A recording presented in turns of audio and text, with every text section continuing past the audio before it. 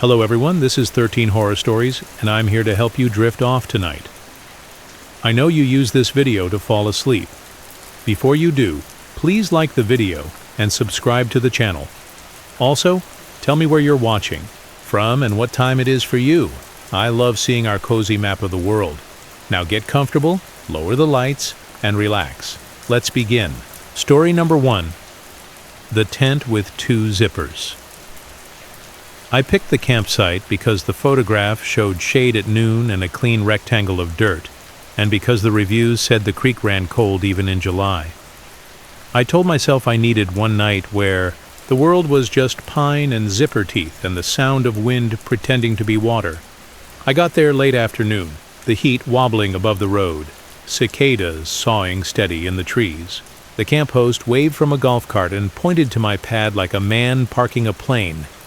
The site had a picnic table with initials carved into it and a metal bear box painted a brown that wanted to be invisible. A laminated card hung from the post, by a clip. The rules weren't the park's rules. They were printed like notes from the last person who slept here. Food in the bear box. No stories after midnight. Zip both sides before sleep. I smiled at the second one. It sounded like a dare kids would tell each other. The third rule made me think of my tent's door. The inner mesh has one zipper, the rainfly another. You bring both to the corner so the opening lines up. Both sides. It made sense in a practical way that felt weird when someone said it out loud. I pitched the tent under the pine, the kind of routine my hands know without my head. Holes through sleeves, shock cord snapping like a fast heartbeat, stakes at the corners where the ground feels true. The orange headlamp I keep in the tent bag rolled out and bumped my foot, so I looped it over the ridgeline inside like always. It has a soft elastic that smells faintly like rubber bands and sunscreen. The light's been through a lot with me. Trail runs at dawn, power outages, one night lost in a parking lot, but it always turns on with that honest click that says, "You're not alone." When I crawled in to throw my sleeping bag down, I noticed the door had two zipper pulls on the same track, meeting at the top like two mouths touching. That's normal. What wasn't normal was that the outside fly had two too, but one was different. A chunky metal pull with a little tooth mark in it, like someone had bit down in frustration. I ran my thumb over the dent. The metal felt warmer than the air. The camp host stopped his cart a few sites down and later beeped back past me. He lifted two fingers without looking. I lifted two back, the way you do. Somewhere a kid lamented a lost marshmallow like a small opera. I put all my food in the bear box, even though it was just a bag of pretzels and a wrapped sandwich and a chocolate bar that had a date later than now. I could have left the pretzels on the table without getting yelled at. The card made me feel watched in a not bad way, like the last renter wanted me to have their luck. At dusk, a breeze came off the creek that smelled like minerals and grass. The tent's mesh made the world look right. I boiled water on my little stove and ate the sandwich slowly because eating fast makes you feel like the day is running without you. The canvas smell, that soft, sweet, wet scent nylon picks up and keeps, came to my nose even though it hadn't rained. It is a smell I love when it belongs to my gear. This one had a heavier note to it, like an old wall tent that's been packed damp too many times. I pressed my palm to the fly, dry. The smell stayed anyway. The camp host did one last slow lap around 9, stopping at each site to say the scripted things parks say gently. Quiet hours start at 10. Store your food. Watch your fire. When he reached me, he pointed at my bear box and gave me a thumbs up like I'd passed. He tapped the back of his own neck with two fingers and said, "Mosquitoes make their move at dusk." I showed him the welts already blooming and held up a bottle of repellent like a confession. He smiled and pointed at my tent door with his chin. "Both sides," he said like it was part of the official speech. "Gets drafty when it's just one." "Got it," I said. The headlamp's orange band looked cheerful in the growing dark. It felt good to go to bed early and boring. I zipped the inner mesh all the way around to the bottom corner, then zipped the rainfly to meet it. Both pulls met at the same spot, little tongues of metal nudging each other. I clicked the headlamp to low and read a paper book for half an hour while the nylon walls breathed their small breath and the pine above me dropped something soft every few minutes to remind me it was alive. Just before I killed the light, I checked the bear box. Closed. Latched. I stood and tasted the air, and the wet canvas smell came stronger for one breath, then faded, like a person who had leaned close and then stepped back when you noticed. I told myself the nose plays games, in the dark. I told myself a lot of small, helpful things that let the body stop being a theater for a minute. The first noise came late. Not animal, not a footstep. A zipper sound from 2 sites over where nobody had a tent that zipped that loud. Earlier, a long patient draw and then a small pause and then the ring of the pull hitting teeth. Zippers are the kind of noise your ear knows. You can tell if it's yours. This wasn't mine. I lay still and told myself to let other people live. The breeze bunched the fly and let it go. The nylon made a wet kiss noise where it touched itself and separated. I must have drifted into the thin sleep that waits for interruptions. The second thing was a light. A small wandering cone of white that skirted the edge of my tent and stopped near the door. Not a car sweeping the trees. Not a camp host. The beam was human and close, the way headlamps look when people forget. That fabric is a lens. I lifted my own headlamp, thumb on the switch, and held it there without clicking. The cone outside moved up and down once like someone nodding yes, then slid away toward the bear box and stopped. The bear box made no sound. The beam crossed back and paused again at my door, lower this time as if considering the zipper teeth from below. I whispered, "Hey!" because no sound at all felt worse than some sound. The beam vanished between one blink and the next, the way a light goes out when a hand cups it, not when a switch is thrown. My thumb had not moved. I did not click on mine. I listened to my pulse in my ears and told myself a person walking back from the pit toilet had gotten turned around. I told myself the beam had not paused in a way that meant anything. I told myself, as if it were part of the rule, that I would stay put until morning unless the tent stopped being tent and became something else. At 11:30 p.m., the campsite 2 down told a ghost story, the kind with a punchline and a noise to make a kid squeal. The narrator did voices. The voice for the bad thing was too good. It had the ventriloquist tightness, like the sound came without air. When the kids laughed, it sounded like birds startling and then deciding they liked being startled. I checked. My watch. The second rule on the card looked silly in day and strict at night. No stories after midnight. I wondered who had written it, and what story they had stopped telling. Just after midnight, my phone screen lit on its own. No notification. Just bright for a second, then dark. I keep it in airplane mode when I camp because I like pretending. There's nothing to answer to. The screen lit again, stayed bright a beat longer. I turned it face down and it glowed anyway through the case like a small stubborn lake. The wet canvas smell swelled and climbed into the back of my nose. The tent walls made that ripple sound nylon makes in a light wind, except the air outside had gone still. I broke the rule without meaning to. To prove to myself that stories are only stories, I started one out loud. It wasn't for anyone. It was the way you talk to the dark when it gets on its hind legs. I whispered a dumb campfire tale, an old one about a coin that always comes up tails, and I did the voice for the bad thing, because if you can do the voice, then the voice belongs to you. I stopped after 2 lines because doing the voice made me feel ill. It took the shape of my mouth and pushed it. I shut up and pulled the sleeping bag up to my collarbone and made myself smaller in a way no survival instructor would recommend. A soft sound came from the door, not the sound of a pull sliding teeth, but the sound just before that, when fingers settle on the metal and decide what direction is smart. I lay still and breathed. The inner mesh zipper pull twitched against the fabric like a small fish on a line. The fly's metal pull made a cold little tap against the other pull, the one with the bite mark. The 2 sat together at the corner, and something outside tested the tension where they met, small and patient. "Wrong site," I said, not loud. A stupid sentence that felt like it might straighten the world. A whisper slid through the mesh. Not words.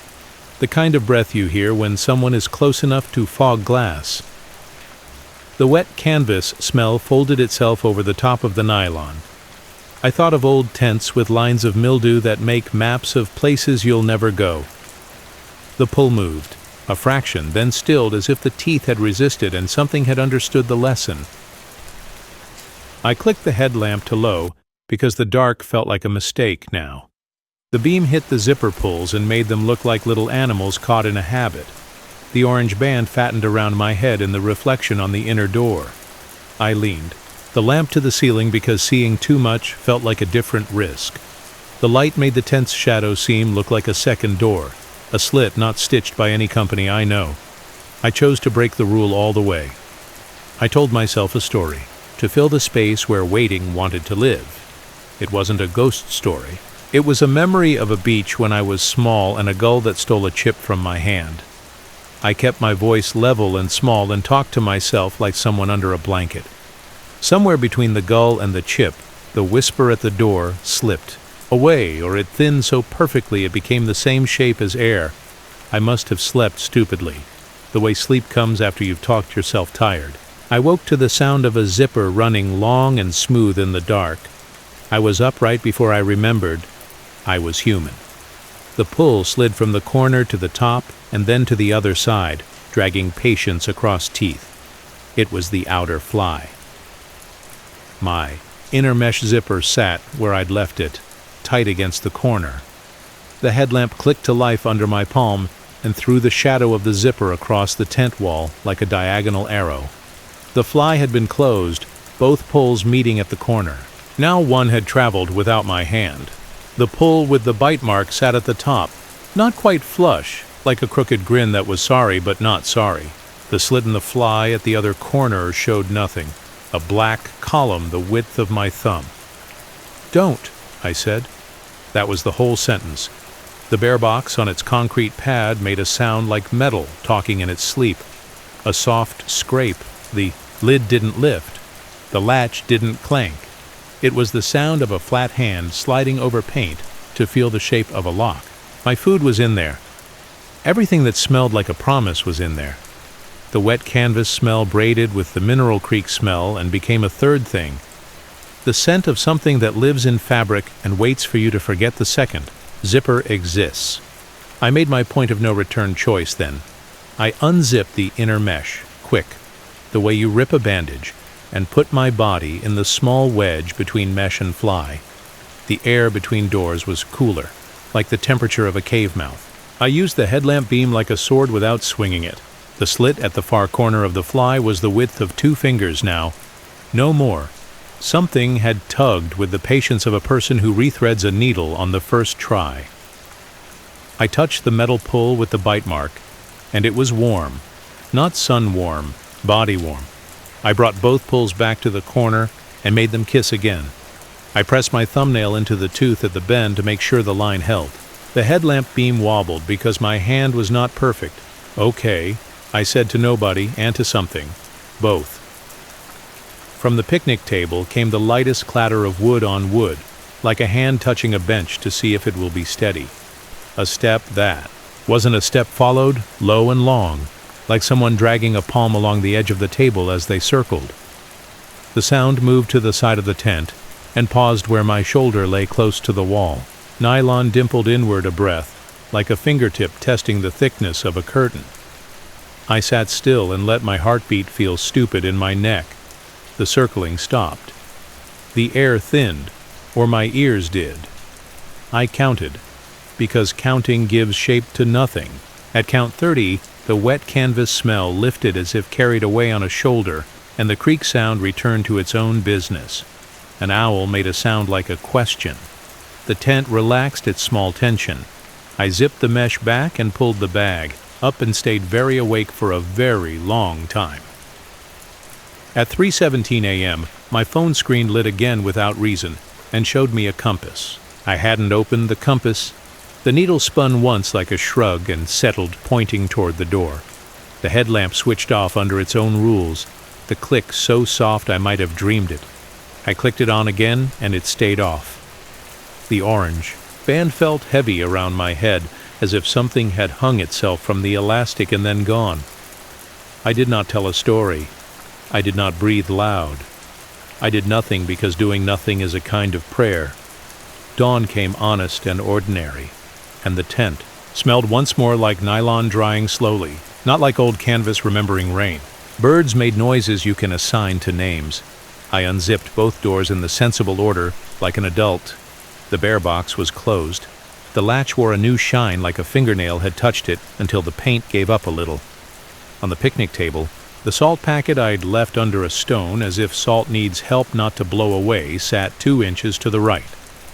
The stone lay on its side like someone had propped themselves up on an elbow and then changed their mind. The rainfly zipper pull with.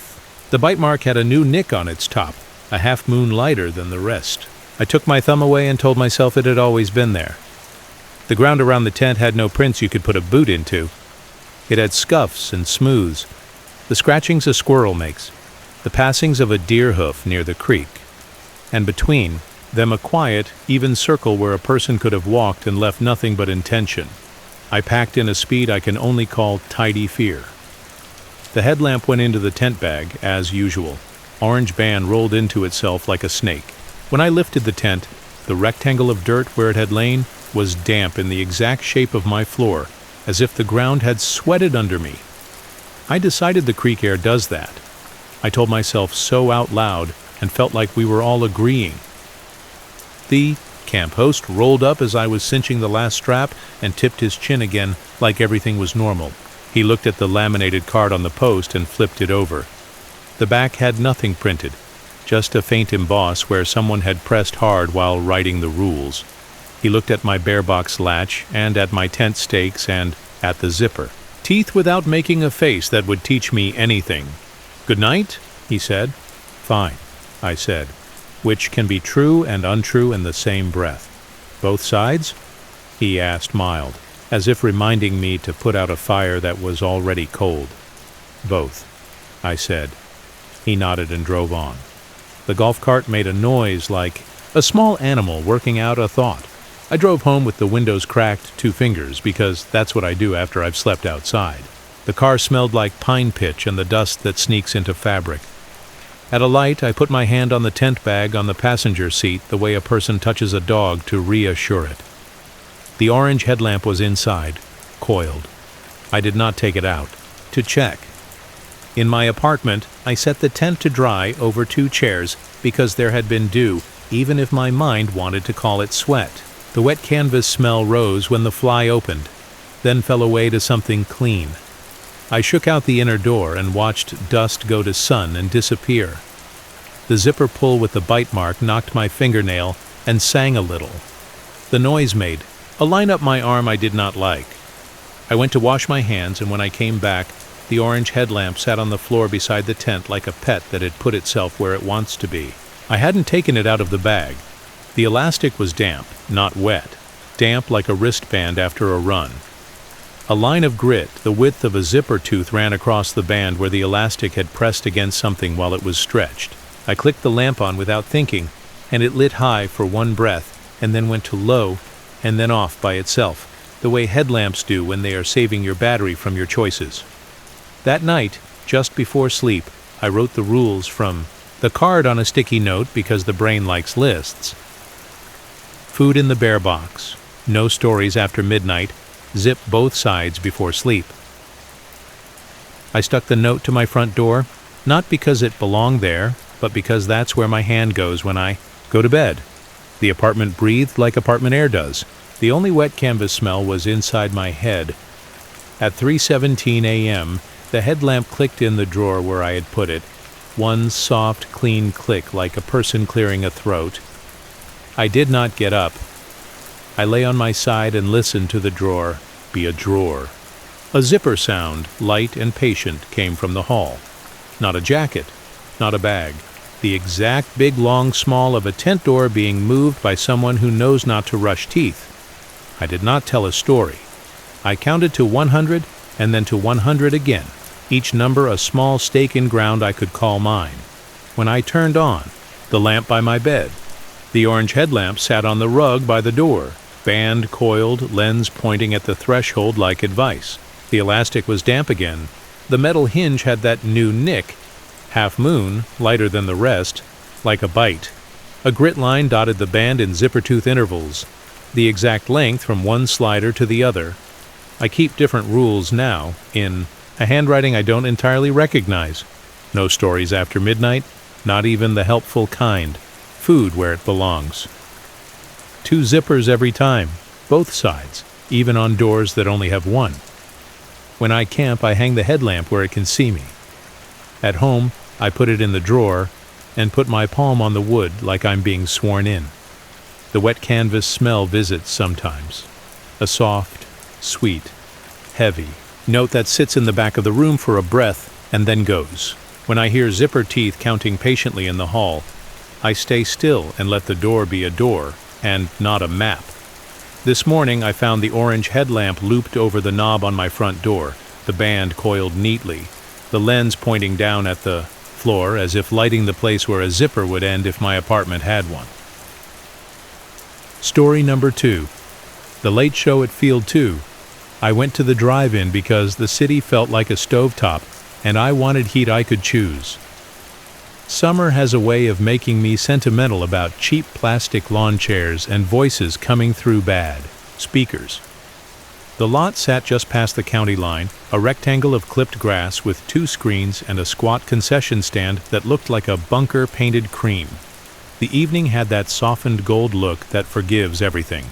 At the ticket booth, a woman in a visor slid me a paper stub and pointed to a small sign taped to the glass. 3 rules, printed in the polite voice people use when they've said them too many times. Headlights off at all times. Stay in your car after midnight. Do not switch to Field 2 once the projector is dark. She circled the last one with a yellow highlighter and said, "For real."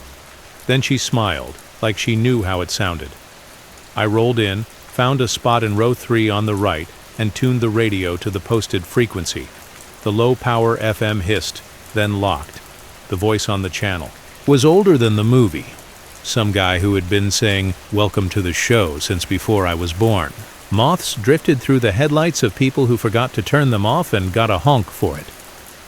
The smell of buttered popcorn rolled off the stand in warm waves. It was the kind of smell that makes your hands feel coated even before you touch anything. I am a person who reads rules and then decides, privately, which are about safety and which are about somebody's patience. Headlights off? Safety. Stay in the car? Patience. The Field 2. Warning felt like superstition stapled to customer service. The second screen sat off to the side, a little lower, a little older, the way a sibling looks in family photos. A few cars gathered there for a different film. A boy climbed out of a truck bed to sit on the tailgate, then slid back in when the ushers swept by with flashlights. The house reel ran. Dancing hot dogs, the local muffler shop ad with the phone number. Sung off key. A still slide that asked you to visit the snack bar in a font that believed in the 1970s. My radio crackled. The announcer said, "Welcome, row 3, white sedan with a dent in the passenger door." I had a white sedan with a small shame in the passenger door. I told myself he could see me from the booth. I told myself the mic wasn't live from the lot, and anyway, white sedans are everywhere. I laughed and felt my shoulders unlock a notch. The sun sat down. The air did not cool. The screen found brightness, and the lot found hush. When the first act leaned toward predictable, I broke a rule in a polite way. I got out for snacks, moving, with the specific choppy gait of people in flip-flops. Inside, the stand was warmer than outside. Butter hung in the steam like a fog. A teen in a paper hat handed me popcorn the size of a baby and a soda sweating freely. The receipt printed with a tiny clatter. The timestamp said 9:42 p.m., and under it, in small caps, "Return the speaker." "We stream to FM," I said, because I am the kind of person who tries to fix typos with my mouth. The teen blinked like a lizard. "Old system," he said. "Printer won't die, printer won't." Back at the car, a gray metal drive-in speaker sat on the low post next to my spot like a museum piece someone had forgotten to lock up. My lot is broadcast only. The posts are just posts now. The speaker had the weight of an ashtray and the shape of something that used to be a solution. The cable went nowhere. The metal was warm. It smelled faintly like wet coins. My spot hadn't had a speaker when I parked. I told myself someone was messing around for Instagram. I put the speaker on the grass on the far side, the way you move a neighbor's package when rain starts. On the radio, the announcer laughed at a joke nobody told. "Concessions open until midnight," he said, voice molasses and salt. "Stay. Cozy, folks. Stay in your cars." The butter smell nudged me again. A breeze pushed it away and brought it back, stronger, until it sat on my tongue. I licked my lip and tasted salt that wasn't mine. Midway through, the movie forgot to be about a story and became about light. I let it. My window fogged a little, from my own breath. I cracked it. Moths body-checked the glass and made soft thunks. Field 2 kept pulling my eyes. Their movie lagged a beat, like a person answering with a delay on a call. Around 11:30, their projector coughed and went dark. The stand voice came on the shared frequency with a practiced apology. "Field 2 will not resume," he said. "Refunds at the booth." He did not sound sorry. He sounded like a man who knows the whole town and what they do when disappointed. A few cars from that side idled out. A few stayed, either stubborn or asleep or easy to please. The sign on the glass at the booth had circled the rule I wanted to test. Don't switch once the projector is dark. I sat on my hands and stayed put. At 11:58 p.m., something bright flickered across Field 2.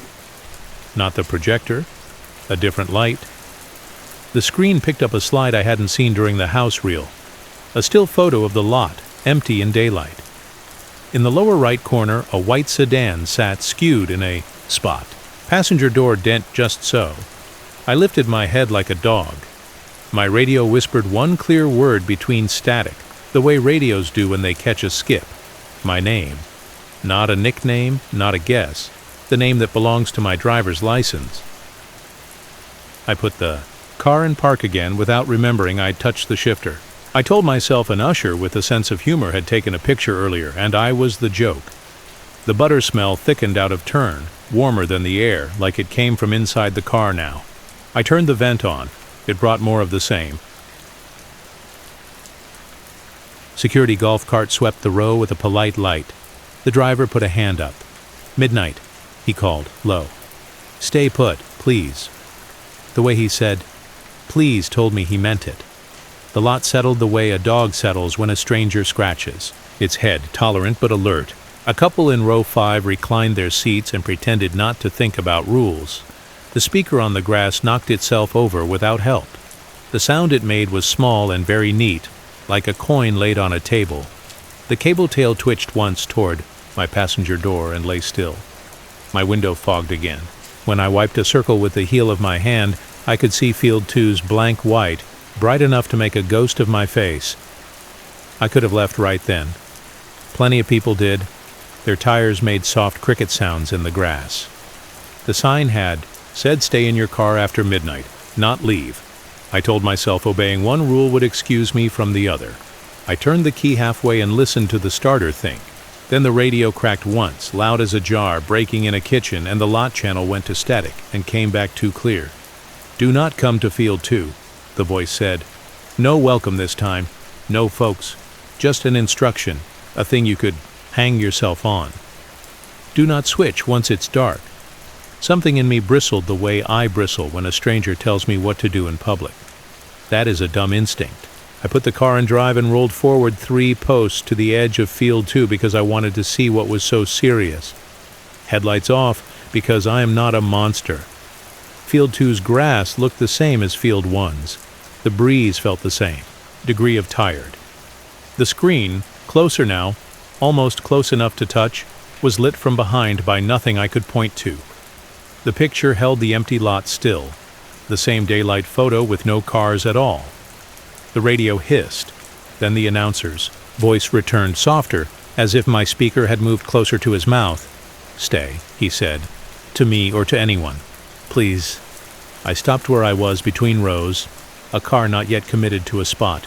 The speaker cable on the grass made a sound against the metal of my door like somebody dragging a coin lazily across paint. I did not flinch. I should have. The butter smell got a heat to it, the way a bag gets when you rest it on your lap too long. My palms felt oily. A figure crossed the gap between the screens, aiming for the back of Field 2. Not a guard, not a customer. The stride was too even for a drunk and too careless for a worker. The person kept to the shadows made by the posts and then ditched even those and walked down a middle line like an aisle. They were not tall, not short, a shape that fits in your head with no details. As they passed each post, something ticked like a metal tab flicked with a fingernail. A tiny, patient click. My hand found the lock button. It made the dumb bird chirp that all cars make and sounded very far away. Point of no return? It was embarrassingly small. I rolled my window down 2 fingers and leaned toward the dash to see better. The radio filled that little crack like water, filling a pipe.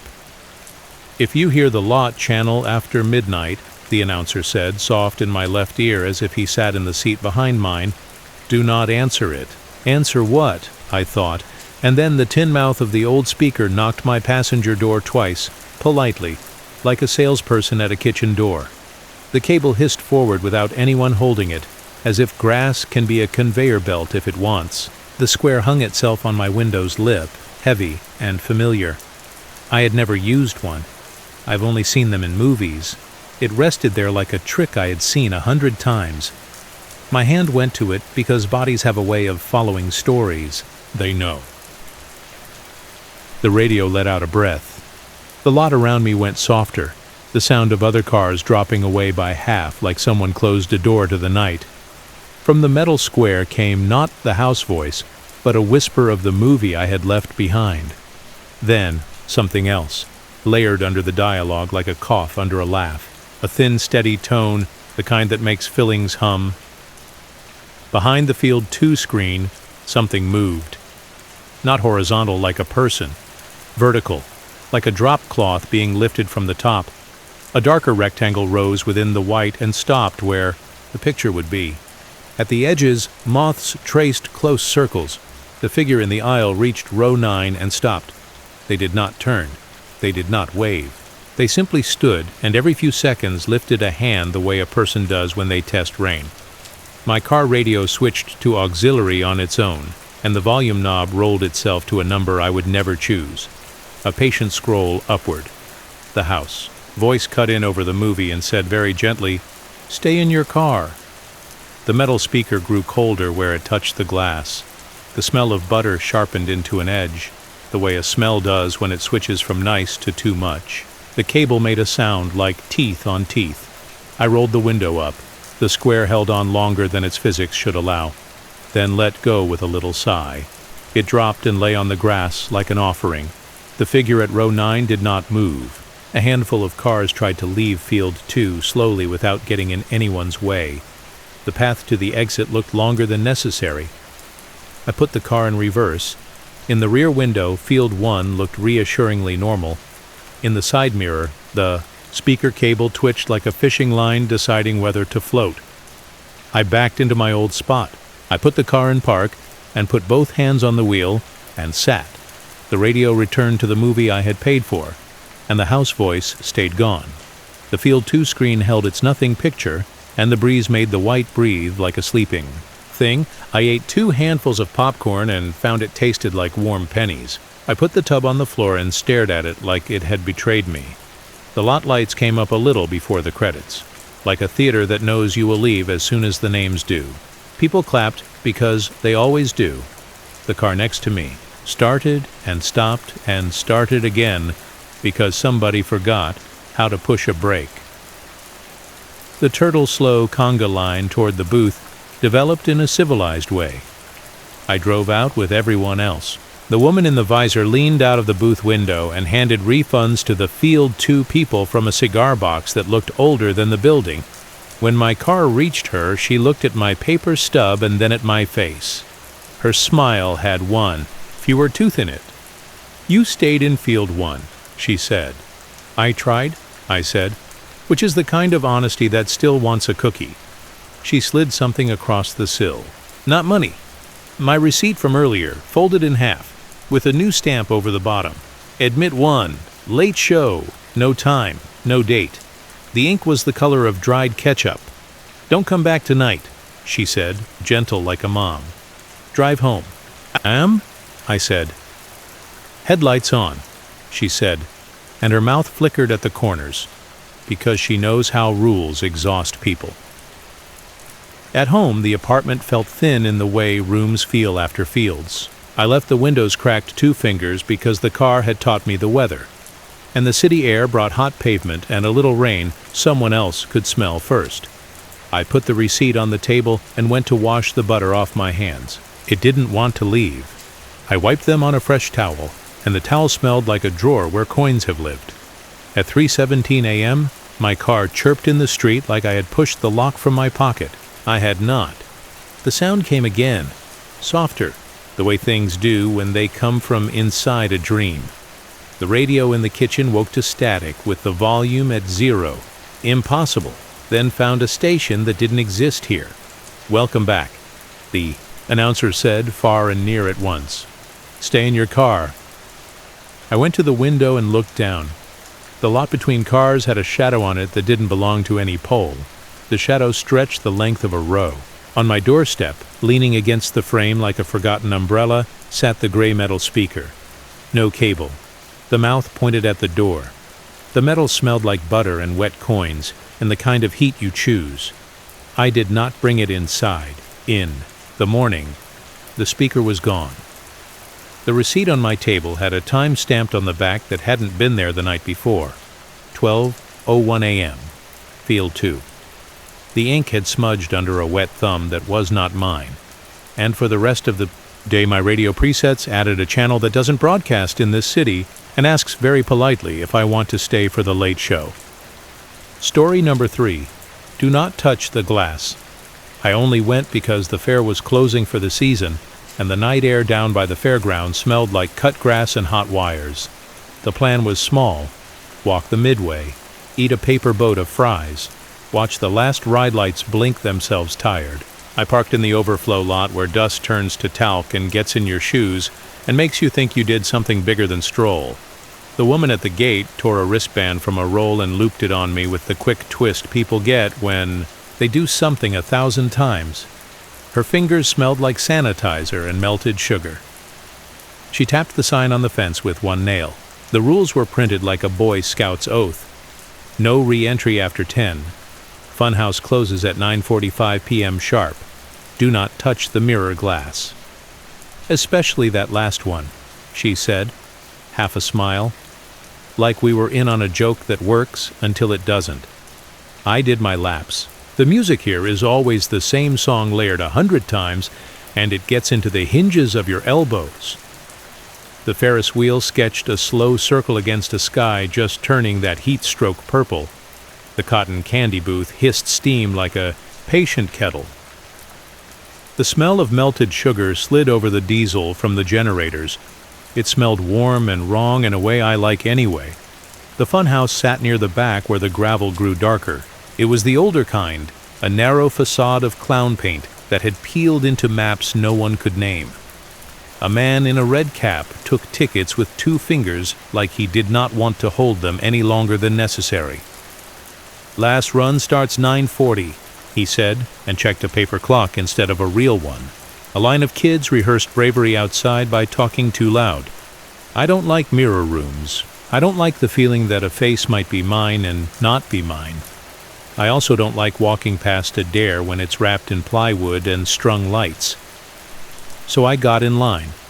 The red cap man stamped my wrist with ink the color of grape soda. The stamp was a little hand with one finger raised. It felt cooler than skin for a second. The sign by the door repeated the rules in smaller type, like a whisper. Do not touch the glass, it said. And beneath that, return to the entrance if the lights flicker. The last group before us went in a rush of giggling bravado and came out looking older by a breath. One girl had a smudge on her cheek like she'd leaned against something that wanted to keep her. The man in the cap saw my look and said, cleaner, as if the word could be an explanation and a promise. We went in. The first turns are always easy. Tilted floors, a rubber mat that tries to roll under your feet, a fan that thinks it's wind. The mirror room was 30 feet in, maybe less, maybe more, because halls make time elastic. Mirrors made a honeycomb with tight walkways between. Each piece of glass had a metal frame nicked by 1,000 rings. The smell of window spray sat sharp under the melted sugar.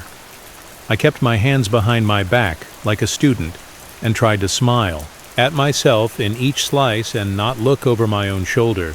The first odd thing was small enough to ignore.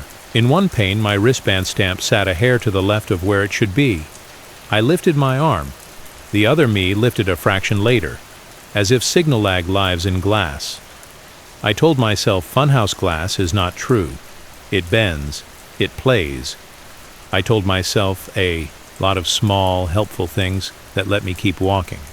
A boy in our group bumped a mirror with his shoulder, and the whole wall gave a soft breath, like fabric stretched and unstretched. He grinned to hide the way his mouth wanted to fold. A girl behind me whispered, "Don't touch," to no one in particular. Her whisper sounded like she had been told this as a child and had decided to try being the adult for once. A light above the far door flickered, and the mirrors caught it and threw it into every angle and back again, until a blink felt like a shout. The sign at the entrance had said to return to the start if lights flicker. The line behind me pressed forward out of habit and choice. The air in the room got cabin small. The smell of melted sugar drifted in again from somewhere it should not. Could have turned back then. I didn't. I took a right where the map of my reflection suggested a left. The narrow gap brought me to a pane that made me a little taller and thinner. The trick doesn't work on me anymore. But my other hand in that glass was clean when mine wore the grape soda stamp. The mirror me lifted her palm, and I saw no ink. I let my own hand stay by my side. The other me's hand stayed lifted one beat more and then lowered, like it had to finish a motion someone asked for from the other side. The room did the thing where sound feels like it came 2 seconds ago. I heard the red-capped man's voice as if through a long straw. "No touching," he said, not angry, just staging the world. The girl behind me said, "I'm not," though no one had accused her. A laugh from somewhere close turned into a cough in my ear. The second odd thing was larger. My phone buzzed in my pocket, though I'd set it to be good and quiet. The screen showed a new photo. I hadn't taken a photo. The thumbnail was my face from the side, not flattering, taken in bad light. I swallowed the little anger that arrives when a device thinks you're interested in yourself. I did not open it. I put the phone away. The mirror next to me showed my phone in my hand even after I'd slipped it into my pocket. It corrected itself a breath later, like a person caught rehearsing. We came to the spinner, those clear doors on a lazy turntable. A kid ran it too fast, and the rest of us went slower, because adults are brakes. The exit blinked its steady green, then snuffed to a dim and back, like a held breath. The sign said to return if lights flicker. We crossed instead. The man in the cap laughed from somewhere behind the wall. It sounded like approval you don't ask for. Point of no return sounds dramatic. Mine was small. Halfway through the last gallery of glass, a thumbprint on a pane by my shoulder bothered me. It was smudged low where a child's hand might slide. I wiped it with the cuff of my sleeve because I cannot stop myself from fixing face-height dirt, and my knuckle met warm. Not room warm, skin warm. I froze. The cuff came away damp with something that smelled like window cleaner and melted sugar. "Don't," said the girl behind me, very soft. "I know," I said, and didn't put my hand there again. I did not need the sign to be right twice in. A row. You expect a final gag before the daylight. A blast of air. A rubber tongue that flaps your ankle. This one offered a last wall of mirrors that looked older. They were scarred in straight lines down at push height. The grape soda ink on my wrist had bled a little at the edges, which happens with cheap stamps and sweat. In the reflections, my stamp looked clean and new. My other face lifted its chin at me. "Do you see it now?" And when I did not move my head, the other mouth moved first. I told myself I was done. I made the choice that felt like standing up in an empty room. I went straight at the exit, even though the exit was just a curtain painted silver. Curtains are a kind of truth anyway. The red-capped man opened it from the other side with 2 fingers, careful not to touch the fabric. "No touching," he said again, a reflex. Out on gravel again, my lungs learned a new pitch. Generators coughed. The Ferris wheel took a breath and stopped. A woman at the kettle corn stand cranked her stainless blade and bagged the last paper sacks of the night. The smell of melted sugar came louder for a long moment, then faded as if someone closed a lid on the whole fair. I checked the time. 9:52 p.m. The last run had gone late. I looked for the red-capped man to return the stamp or whatever courtesy seemed right. He had his back to me, counting handfuls of metal tokens into a cash tin with a rhythm that did not match any music. When I turned away to find fries, my phone buzzed again. A new photo. This one was my wrist, close, the grape soda stamp crisp and centered. I hadn't taken that either. The timestamp said 3:17 a.m., as if that made sense inside a funhouse that closes before 10. I ate fries and let the salt make me forgive nonsense. The woman who always sells lemonade asked if I wanted another for the road. I said no, and then yes, and drank half while walking, and the other half while standing still. The rides downshifted their lights to that almost dark that is merciful to tired bulbs. At the gate, the same woman who had stamped me smiled without her eyes and pointed to the rules again. No re-entry after 10. She peeled my wristband off. With one fast twist, it snapped like a dry leaf. The grape soda stamp bled when the band brushed it. Back home, my apartment felt so quiet I could hear the freezer do its little cough. I washed my hands to get rid of the sugar and the cleaner and the fare. The stamp did not want to leave. I scrubbed until the skin went pink and then lighter and called it good enough. I put the phone face down on the table. It buzzed anyway. The new photo showed my hallway. The angle was wrong, like someone my height had taken it standing where I was standing now, only they had started the shutter 2 seconds after I did and caught a door half open. I do not have a door half open. I have a door and it was closed. I set the phone in a drawer because drawers are spells that mostly work. I lay down. I dreamed nonsense. A handprint low on glass. A grape stamp pressed neat on the back of someone else's hand. At 3:17 a.m., I woke because the room had that tilt a room gets when power blips. The clock on the stove down the hall flashed its healthy lie. Off, then on. Off again. I sat up. My mirror on the closet door showed the bed and the window and a person who looked like me leaning forward. The person put a hand flat on the mirror, as if testing temperature. I kept my hands by my sides and counted to 10. In the glass, the other hand stayed where it was, palm on the pane, and left a print. When I stood and turned on my bedside lamp, the real glass was clean. My own hand was clean. My skin smelled like melted sugar. I don't go for dramatic endings. I put on the kitchen light and opened the drawer and took the phone out and opened. The new photo, because not looking keeps a story open and looking at least makes it choose a shape. The picture showed my closet door mirror. My stamp, grape soda, and crisp sat neat on the reflected palm. The time said 3:17 a.m. My wrist was clean. I went back to the fair the next evening because adults do foolish things to prove nothing. The woman at the gate tore a new wristband and looped it, quick twist, same sanitizer and sugar. The sign had the same rules. No re-entry after 10. Funhouse closes at 9:45 p.m. Do not touch the mirror glass. The red-capped man saw me and nodded once like people do who remember faces but not names. No touching, he said. On a loop he could not help. In the mirror room I kept my hands behind my back and did not stay long. The stamp on my wrist looked like ink. In the glass it looked like an answer. I did not wait for the lights to pretend to flicker. I did not tell myself any helpful things. I walked out and into air I could point to. Now at home, when summer heat makes the room go soft and the freezer coughs and the city's hum drops a note, I keep the hallway light on because light feels like a rule. I do not touch my own mirror. I do not take pictures of rooms when I am in them. I do not keep wristbands overnight. Sometimes the smell of melted sugar finds the edge of my pillow for one breath and then goes, as if someone carrying a bag of it passed my door and decided to keep walking. This morning there was a new print low on my hallway mirror at a child's. Height, 5 neat ovals like a hand pressed there gently and lifted away. My palms are larger than that. I wiped it with my sleeve without thinking. The cloth came away warm. The glass stayed the kind of clean that is not empty so much as waiting.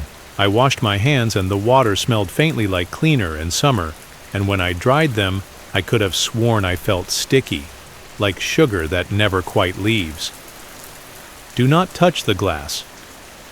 I only went because the fair was closing for the season, and the night air down by the fairgrounds smelled like cut grass and hot wires. The plan was small.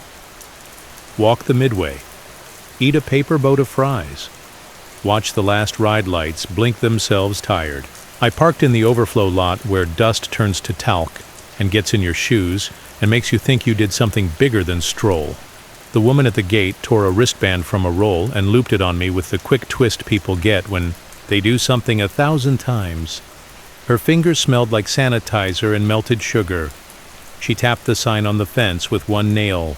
The rules were printed like a Boy Scout's oath. No re-entry after 10. Funhouse closes at 9:45 p.m. sharp. Do not touch the mirror glass. Especially that last one, she said, half a smile, like we were in on a joke that works until it doesn't. I did my laps. The music here is always the same song layered 100 times and it gets into the hinges of your elbows. The Ferris wheel sketched a slow circle against a sky just turning that heat stroke purple. The cotton candy booth hissed steam like a patient kettle.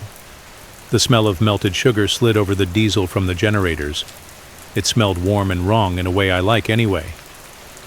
The funhouse sat near the back where the gravel grew darker. It was the older kind, a narrow facade of clown paint that had peeled into maps no one could name. A man in a red cap took tickets with 2 fingers like he did not want to hold them any longer than necessary. Last run starts 9:40, he said, and checked a paper clock instead of a real one. A line of kids rehearsed bravery outside by talking too loud. I don't like mirror rooms. I don't like the feeling that a face might be mine and not be mine. I also don't like walking past a dare when it's wrapped in plywood and strung lights. So I got in line. The red cap man stamped my wrist with ink the color of grape soda. The stamp was a little hand with one finger raised. It felt cooler than skin for a second. The sign by the door repeated the rules in smaller type, like a whisper.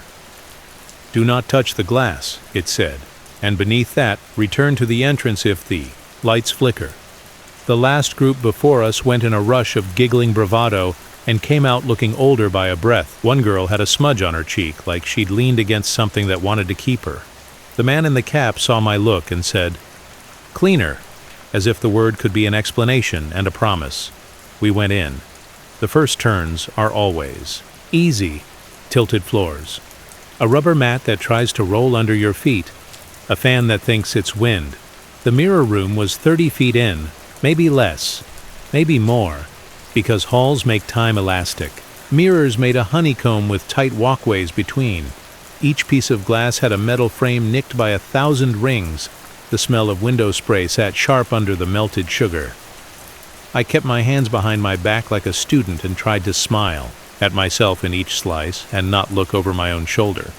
The first odd thing was small enough to ignore. In one pane, my wristband stamp sat a hair to the left of where it should be. I lifted my arm. The other me lifted a fraction later, as if signal lag lives in glass. I told myself funhouse glass is not true. It bends, it plays. I told myself a lot of small, helpful things that let me keep walking. A boy in our group bumped a mirror with his shoulder, and the whole wall gave a soft breath like fabric stretched and unstretched. He grinned to hide the way his mouth wanted to fold. A girl behind me whispered, "Don't touch," to no one in particular. Her whisper sounded like she had been told this as a child and had decided to try being the adult for once. A light above the far door flickered, and the mirrors caught it and threw it into every angle and back again until a blink felt like a shout. The sign at the entrance had said to return to the start if lights flicker. The line behind me pressed forward out of habit and choice. The air in the room got cabin small. The smell of melted sugar drifted in again from somewhere it should not. Could have turned back then. I didn't. I took a right where the map of my reflection suggested a left. The narrow gap brought me to a pane that made me a little taller and thinner. The trick doesn't work on me anymore, but my other hand in that glass was clean when mine wore the grape soda stamp. The mirror me lifted her palm and I saw no ink. I let my own hand stay by my side. The other me's hand stayed lifted one beat more and then lowered, like it had to finish a motion someone asked for from the other side. The room did the thing where sound feels like it came 2 seconds ago. I heard the red cap man's voice as if through a long straw. "No touching," he said, not angry, just staging the world. The girl behind me said, "I'm not," though no one had accused her. A laugh from somewhere close turned into a cough in my ear. The second odd thing was larger. My phone buzzed in my pocket, though I'd set it to be good and quiet. The screen showed a new photo. I hadn't taken a photo. The thumbnail was my face from the side, not flattering, taken in bad light. I swallowed the little anger that arrives when a device thinks you're interested in yourself. I did not open it. I put the phone away.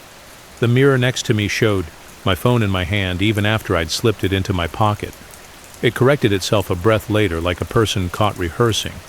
We came to the spinner, those clear doors on a lazy turntable. A kid ran it too fast and the rest of us went slower because adults are brakes. The exit blinked its steady green, then snuffed to a dim and back, like a held breath. The sign said to return if lights flicker. We crossed instead. The man in the cap laughed from somewhere behind the wall. It sounded like approval you don't ask for. Point of no return sounds dramatic. Mine was small. Halfway through the last gallery of glass, a thumbprint on a pane by my shoulder bothered me. It was smudged low, where a child's hand might slide. I wiped it with the cuff of my sleeve because I cannot stop myself from fixing face-height dirt, and my knuckle met warm, not room warm, skin warm. I froze. The cuff came away damp with something that smelled like window cleaner and melted sugar. "Don't," said the girl behind me, very soft. "I know," I said, and didn't put my hand. There again. I did not need the sign to be right twice in a row.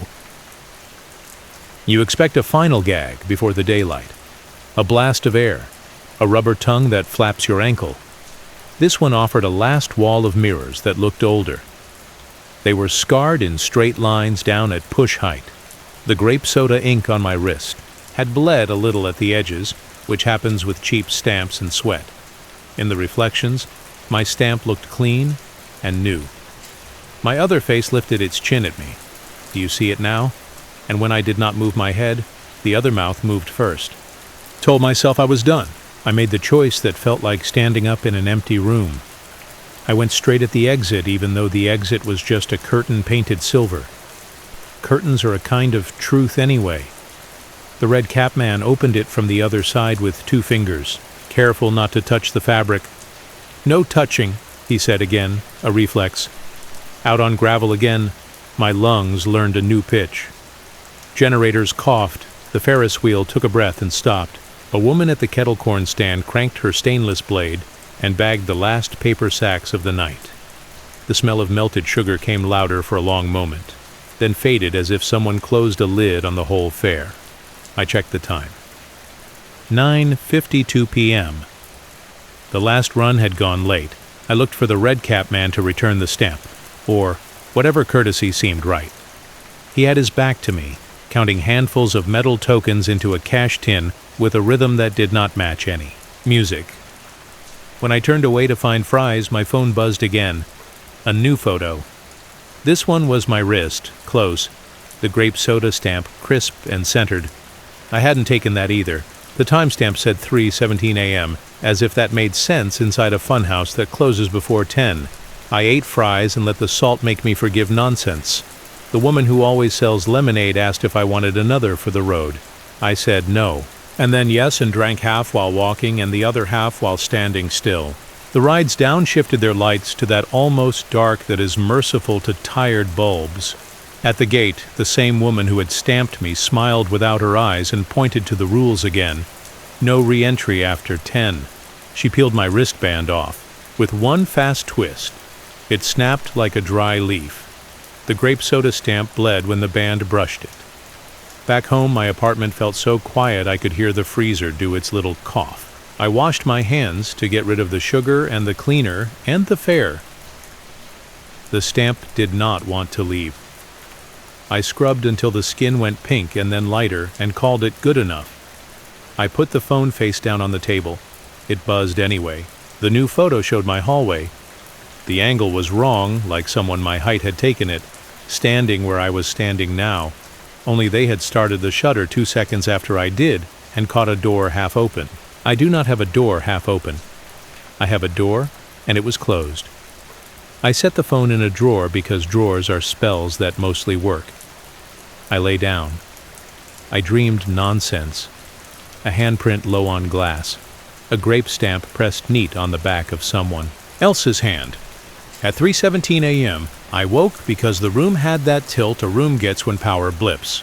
The clock on the stove down the hall flashed its healthy lie. Off, then on. Off again. I sat up.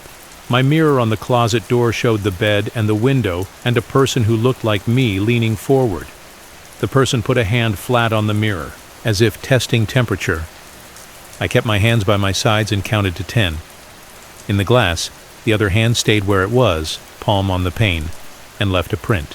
When I stood and turned on my bedside lamp, the real glass was clean. My own hand was clean. My skin smelled like melted sugar. I don't go for dramatic endings. I put on the kitchen light and opened the drawer and took the phone out and opened. The new photo, because not looking keeps a story open and looking at least makes it choose a shape. The picture showed my closet door mirror. My stamp, grape soda and crisp, sat neat on the reflected palm. The time said 3:17 a.m. My wrist was clean. I went back to the fair the next evening because adults do foolish things to prove nothing. The woman at the gate tore a new wristband and looped it, quick twist, same sanitizer and sugar. The sign had the same rules. No re-entry after 10. Funhouse closes at 9:45 p.m. Do not touch the mirror glass. The red cap man saw me and nodded once, like people do who remember faces but not names. No touching? He said. On a loop, he could not help. In the mirror room, I kept my hands behind my back and did not stay long. The stamp on my wrist looked like ink. In the glass, it looked like an answer. I did not wait for the lights to pretend to flicker. I did not tell myself any helpful things. I walked out and into air I could point to. Now, at home, when summer heat makes the room go soft and the freezer coughs and the city's hum drops a note, I keep the hallway light on because light feels like a rule. I do not touch my own mirror. I do not take pictures of rooms when I am in them. I do not keep wristbands overnight. Sometimes the smell of melted sugar finds the edge of my pillow for one breath and then goes, as if someone carrying a bag of it passed my door and decided to keep walking. This morning there was a new print low on my hallway mirror at a child's. Height, 5 neat ovals, like a hand pressed there gently and lifted away. My palms are larger than that. I wiped it with my sleeve without thinking. The cloth came away warm. The glass stayed the kind of clean that is not empty so much as waiting. I washed my hands and the water smelled faintly like cleaner in summer. And when I dried them, I could have sworn I felt sticky, like sugar that never quite leaves. When I got home, a slip of paper sat under my door. It was one of those printed order chits restaurants use, the kind servers stick to windows with metal clips. There was a time, an item, a price, no name. The time was 9:28 p.m. The item said, Rocket Pop, in tiny, tidy letters. The price was wrong by the kind of margin that looks like a dare. At the bottom, someone had stamped a line of colored circles, not inked, pressed into the paper so the light caught it. The circles were the bulbs from the roof. In the stamp, they were all off. I asked the neighbor if he had slipped it under my door to be funny. He looked at the paper and at me and folded it once and put it back in my hand the way a person returns a note in a meeting without reading it. "Lights off," he said. "You do not wave. You do not buy after dusk." He eyed my lemon ice cup in the trash like a doctor does a wound you are underestimating. "And if you hear the song wrong, stay put." "What do you mean, wrong?" I said. He thought like a man choosing whether to make someone into a younger version of himself. "Like it has a cold," he said finally. "You will know." I wish I were the person who does everything right once warned. That is not my shape. A few nights later, a heat storm walked around the city and decided not to break. The air got heavier for no reward. At around 10, the street got that empty look it gets when even the moths make small plans. From far away, too far for anything to be happening on our loop, the song floated up the hill very slow, every note like a shirt on a line on a day with no wind. I stood in my living room and counted because counting makes things less like themselves, and the counts put themselves wrong on my tongue. I stayed on my side of the glass and let the song pass. My phone buzzed once and then quit the way a person clears a throat and decides not to speak. At almost midnight, the neighborhood went to ground. The field darkened. The porch lights did that little courtesy glow and then relented. I turned the window unit lower, and the noise found a roar that felt like privacy. Then the song started under my window, slow as syrup, too quiet for the speakers it came from, as if it liked listening to itself. I thought of the neighbor's Rule 1. Do not buy after dusk. That was easy. I thought of Rule 3. Never wave when the lights are off. I put my hands in my pockets and kept them there. The truck idled without the bulbs. The song fell from note to note without arriving anywhere you could hum. My porch smart bulb, which I had never used, flashed once with that factory white, the color of uncommitted promises, and went out like it understood the script. On the other side of the glass, the man in the truck did not lean. He held the window roll-up bar in his palm and rotated it a fraction and back again, the old car gesture, waiting for a new reason. The freezer air pressed against the night like a face against a pane. I tasted cherry even though I had no reason to. "Go," I said to the room, as if I were the one who could grant permission. The truck coasted forward and turned at the top of the hill and slid out of sight with the patience of a thing that knows the shape of the street. I exhaled and told my hands I had done well. The window unit breathed its metal breath. I slept in the thin way that takes no time and gives you no rest. At 3:17 a.m., my freezer made a small sound as if someone had let the door fall, shut with care. I stood up with an old instinct that does not forget. The kitchen light clicked with its own mind and then remembered mine and behaved. On the counter sat a wooden popsicle stick in a small wet ring. The wood was clean, the uninked kind, with a line of dots pressed into it like a code you could learn if you had a summer to devote. On one side, burned in very light, was the outline of a rocket. On the other side, instead of a riddle or a joke, a stamped line of colored circles that were not colored, just embossed, all dark. I did not touch the stick. I picked up the phone and opened the camera without meaning to, and then closed it, because I am not a person who traps things in rectangles when I want them to go away. I put the stick in a jar with screws and a dead pen, the place where small guilt goes in my house. I washed the ring off the counter and it smelled like red syrup. The smell did not leave until the sun convinced it. I keep the rules now the way. You keep rain checks. After dusk, I let the song pass me like a boat. If the music drags, I stay planted. When the truck rolls by with the bulbs off, I look at my own hands and ask them to behave. Sometimes the phone shows me my porch from an angle I cannot stand in. Sometimes the freezer thrums like an old heart. Sometimes I wake at the small hour and hear a long, slow count in the street that is not music, and I breathe with it and pretend it belongs to the city. The neighbor across the way does not bring up his rules again. He lifts 2 fingers when the truck comes by in daylight, and the truck lifts nothing back, which is courtesy enough in certain friendships. Once, I saw the man inside the window set something down on the ledge that might have been a photo and study it without picking it up. His hand hovered over the paper and made a small correction in the air like he was lying to himself about the angle of a face. Last week a kid from 2 doors down waved at the truck at the wrong time. It was barely dusk, the bulbs half on like they could not decide. The neighbor called the kid's name with the voice you use to talk a dog down from a table. The kid's mother caught the boy's wrist and lowered it. The truck did not pause. The song did not stop. The night did not break. Sometimes nothing happening is the whole miracle. This morning, on my porch, under the rail, I found a tiny paper. Order chit, I did not order. It said 1 lemon ice in tidy letters and had the time stamped at noon that has not happened yet. The bottom of the paper was embossed with the row of circles again, like a child had pressed coins into warm clay. I put the chit with the stick in the jar, because I do not know where else you keep proof you are learning. The jar smells faintly like cherry, even when I swear it is empty. If the truck comes tonight with the lights off, I will keep my hands in my pockets. If the song slows, I will sit on my side of the street and think of other tunes. If a wooden stick shows up again with circles you cannot fill, I will put it in the jar with the others and close the lid and rest my palm on it the way you hold a hatch shut in a story about boats. The last time I tasted a rocket pop, it was daylight and everything was normal. The stick said the punchline was on the other side.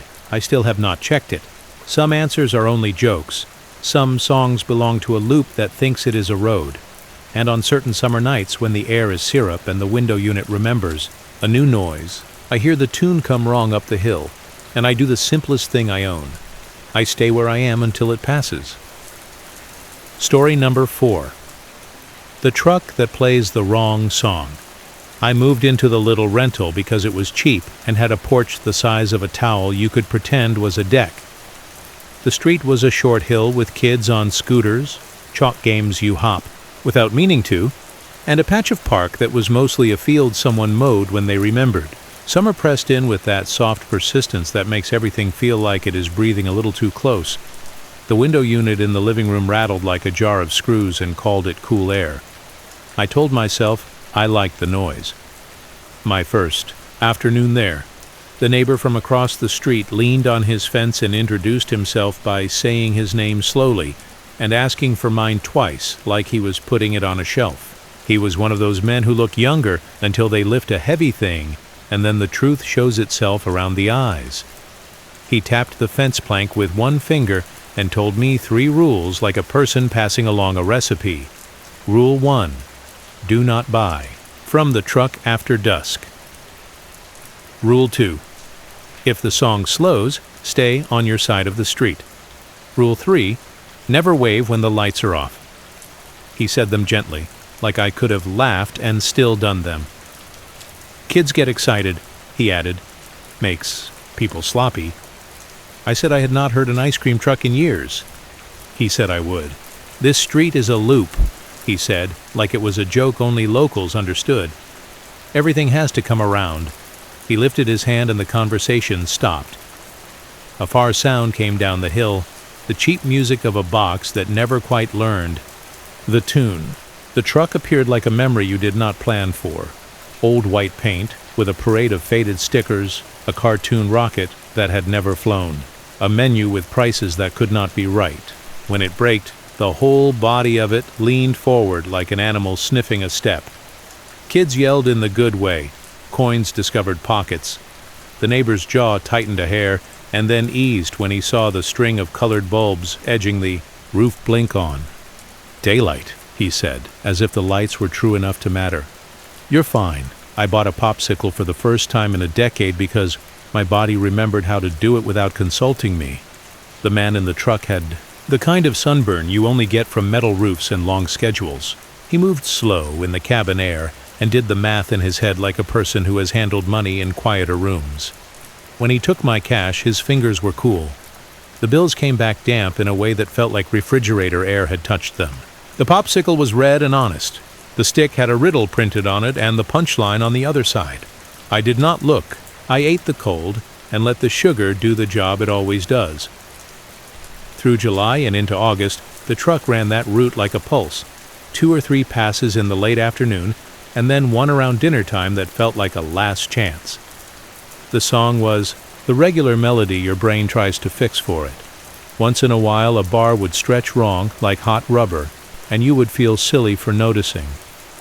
One Sunday, the sky went clear to the hard blue that does not promise thunder. The air hung damp. Anyway, the kids chalked dragons and squares and one crooked hopscotch with numbers that climbed out of order. My window unit sighed and changed its pitch to a note only pets should hear. I put a chair on the towel porch and practiced doing nothing. The truck came up the hill playing its song at the regular jaunty speed. The colored bulbs blinked in a tired rainbow. The man leaned toward the window with both hands on the ledge and his chin crooked the way you do when you want to see, while also not being seen. I bought something I did not need. The truck smelled like freezer and a sweet note I could not name, like syrup that forgot its fruit. A kid at the curb shouted he had exact change without adding numbers. The man in the truck nodded and held out his palm and waited like a magician, waiting for a coin. When the truck pulled away, the neighbor across the street nodded at me like a weatherman and said, "Remember." I said, "I will, because what else do you say to a person offering rules after you have already broken a few of your own this year?" The first odd thing was small enough to forgive. On a night that was almost dusk but not quite, I heard the song from 2 blocks over and thought I would get a bottle of water from the store instead. When I came out, the truck sat by the field, idling, lights off. The song still played, but like it was being pushed through syrup. The kids who would usually swarm the steps stayed on the sidewalk and did the thing kids do when they are waiting for adults to decide if a game is real. I took one step toward the curb and remembered the neighbor's rule too. If the song slows, stay on your side of the street. I stayed put behind the yellow line of the store's parking lot. The truck idled. The man did not lean into the window. The song kept its wrong slowness, a patient imitation, and then the tune, cut off between notes like somebody had pulled a plug without meaning to. The truck rolled away on a sigh. 2 kids laughed at nothing and then looked at each other like twins for the first time. I told myself motors get old. I told myself speakers die in summer. I told myself anything to keep a rule from turning into a superstition. A week later, a heat wave arrived, the way a house guest does, with too much luggage and stories about roads you did not ask to hear.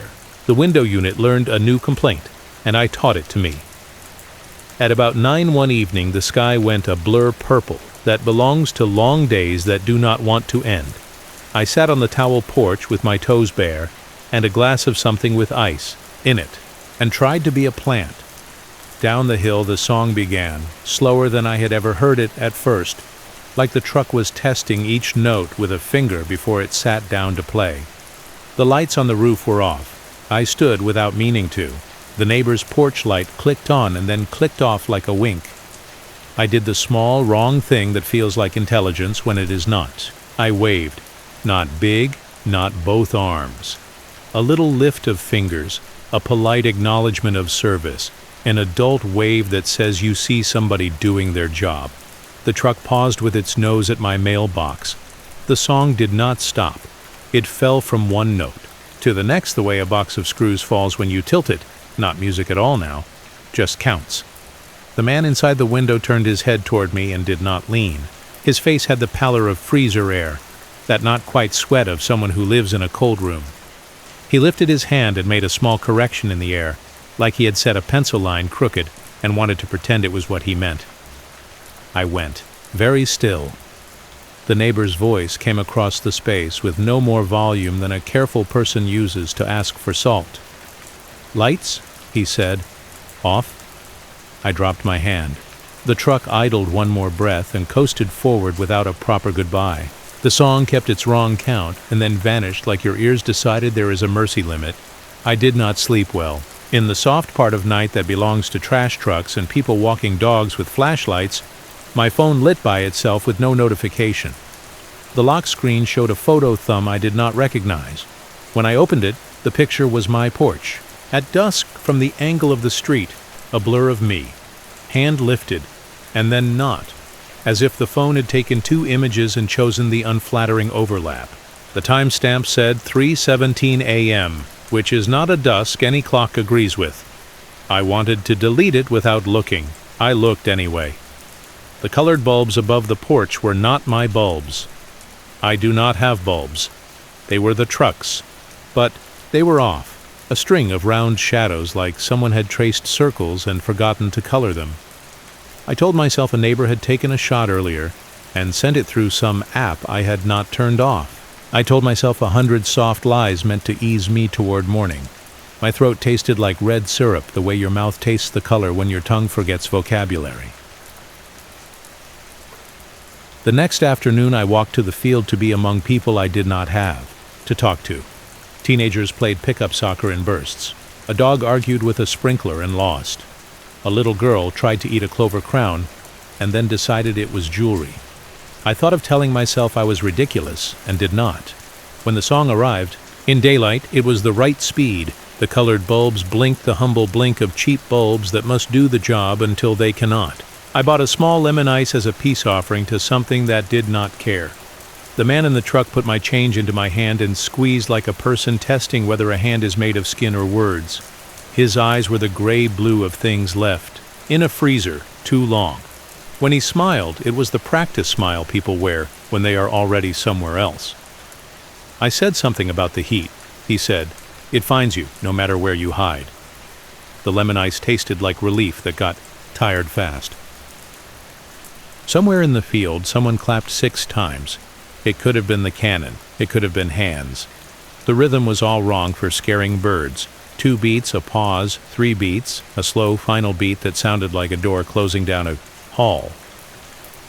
The audio guide, still bright when I tapped the icon, said evenly, "If you become disoriented at dusk, hold your position." The next sentence was a sentence that had been overwritten in the app. The new voice sitting on top of an older recording like 2 people trying to sing the same note. "Do not answer," they said together, and the hair on my forearms did. What hair does when it wants to turn each arm into a whisper of animal. My point of no return was not dramatic. I broke the rule everyone breaks when rules begin to sound like riddles. I stepped 1 foot into the row, not to cut through, just to make the scarecrow into wood and cloth and a prank again by being close to it. The leaves closed like hands, being polite. The head in the stalk beside me listed a little, and the tick of the seeds inside made a slow turn like a thought being changed. "Back out," I said to my own foot and obeyed myself. By then the field lights, those short poles, you don't notice until you need them, had come on. They threw a white that flattened everything into 2 colors, light and not. The path behind the scarecrow was light. The path ahead behind the twine was not. My mouth tasted like dried sunflower, that dusty fat that leaves a film. I picked a deep middle thing. I slid the twine up 1 post until I could step through without untying anything. When I stepped over, the knot on the other side tightened with a little sigh, and when I looked back, the twine lay flat across the posts again, neat and grave. I went 2 turns that felt right by the map and came to the same laminated card on, a different string. Service. No guest access. The handwriting underneath had changed to a new hand. Do not turn around to test it. Keep walking. No, I said, and I did turn because being told you will not look is the oldest trap, and because if I didn't look, I would never know whether I had been led falsely or led correctly. Behind me, 8 or 10 rows away, something moved like a person parting stalks with hands. It paused when I paused. It resumed when I resumed. It did not hurry. The bird cannon clapped once, close like an instructor. An irrigation pipe ticked as it cooled. Leaves did their paper rub. Walked. Not fast. Fast makes you stupid. Stakes came without numbers. Blue flags did not announce corners. The app map rotated itself and then refused to rotate back. My eyes adjusted to the field lights and to the gaps between them. The heads around me kept the shape of attention. If I concentrated, I could believe. They had settled back to east, the way science would like them to be. When I looked quick, I caught 2 or 3 turned west again. Their faces held toward the last of the color, like people do when you take their picture and promise them it will. Be quick. The path broadened all at once, and I hit an opening with a picnic table. and a galvanized water tank and a trash barrel. A kid's lost hat sat on the bench, a sun hat with a chin cord, crushed by a heel, and then rescued. The exit sign was a promise and a dare. I stepped toward it with the same relief you feel when you find your car in a full lot. On the way out, nailed to the back of a post where you wouldn't see it entering, someone had stapled a copy of the rules with one more line in the handwritten hand, underlined once. After dark, sunflowers face what is moving. My breath made a sound I don't like to hear myself make. I walked, not ran, because running would make me look like something a field should pay attention to. The staff trailer door stood open. The teen in the straw hat was sweeping kernels from a mat into a dustpan with a real broom. He looked up, and did not smile exactly. His face arranged itself into duty. "Lost?" he asked, because I probably looked like the kind of person who would say yes and then not be. "Found," I said. My hands were sticky with pollen. The lines in my palms had gone yellow. The parking lot made the sweet noises that lots make after sunset. Car key chirps, a cooler's plastic hinge, two people negotiating directions in low voices that say they love each other and also that they are hungry. When I sat, the driver's seat shot a puff of dust and plant oil that made the car smell like a barn had exhaled. I put the lanyard on the passenger seat and tried not to look in the rearview mirror because the rows were still visible back there, and I wanted the field to be done with me. At home, late enough that the window units in my building had given up pretending, I dumped my shoes into the tub and watched the water run yellow for a second. Pollen clung to the curve of the drain like flour on a pan. I held the paper map over the trash and hesitated because throwing away maps feels like cheating. In the tiny hush that my kitchen makes when the fridge motor takes a breath, my phone woke itself on the counter and showed me a new image. It had the flat thumbnail look of something taken too close. When I opened it, the picture was my back, shoulder to hip, taken at dusk, from the height of the seat heads, the way a person 6 feet deep in a row might hold a phone to take proof. One petal edge blurred the corner of the frame. The red twine cut across the bottom of the photo like a line, and a hand, not mine, held it up with 2 fingers. The timestamp said 3:17 a.m. I did not sleep, or I did in the way you say, "I'll close my eyes," and then the dark gives you a thin hour. Just before the thin hour, a soft clapping sounded from the hall outside my apartment. 3 notes. A pause. 2 notes. The sound a person would make if they were trying to remind birds or plants about rules. The building carries noise. You learn that living there. But the pattern put itself into my jaw like a coin. In the morning, a smear the color of turmeric lay on my doormat, the shape of a palm that had patted the floor to find its way. When I touched it with a damp paper towel, the yellow moved and left a ghost behind that no solvent sold for kitchens can forgive. Inside my car, on the passenger seat, the lanyard's plastic badge had acquired a stripe of red twine across the back, as if someone had tied it there and then untied it without wanting me to feel the knot. I keep my own rules now, the way you write down a recipe exactly the way someone said it, and then never make it that way again.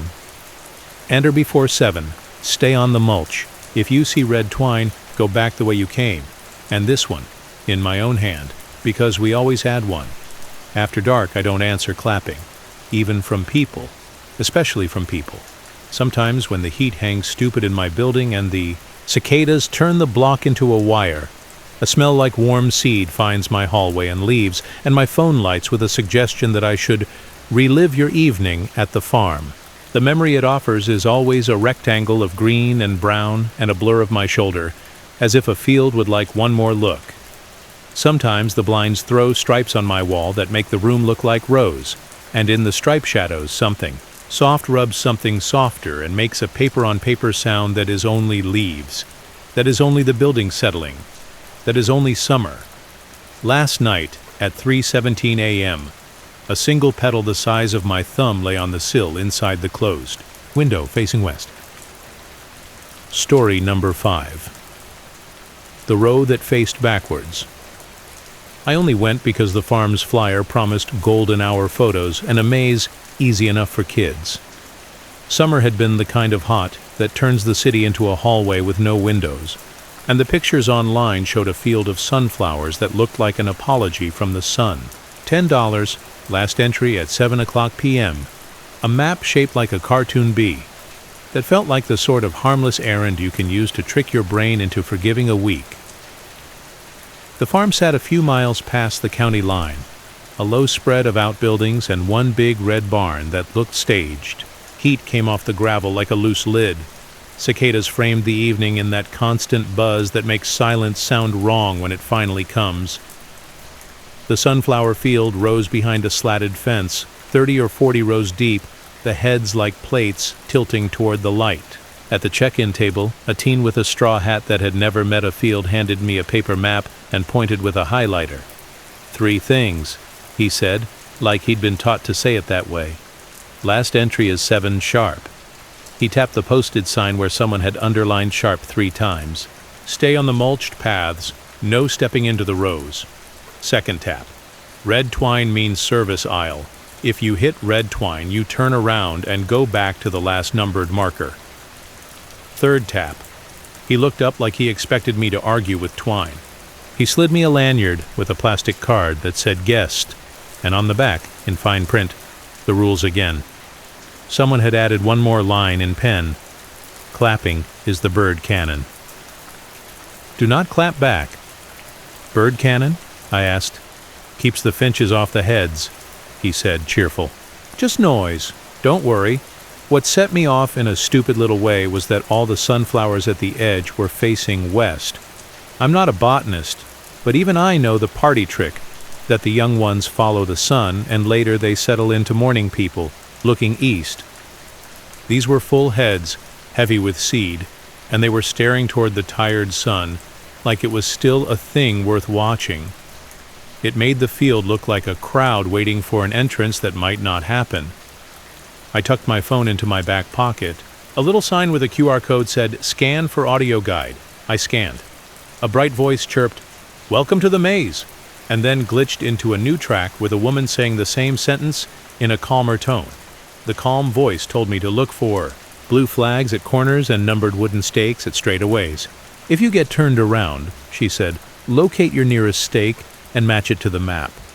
She made it sound like a scavenger hunt invented by someone who didn't trust anyone to read. The mulch path swallowed sound the way good paths do, friendly and forgiving. Leaves rubbed each other high above my head with the soft noise of paper on paper. The air smelled green and a little fatty, like cut stems and warm oil.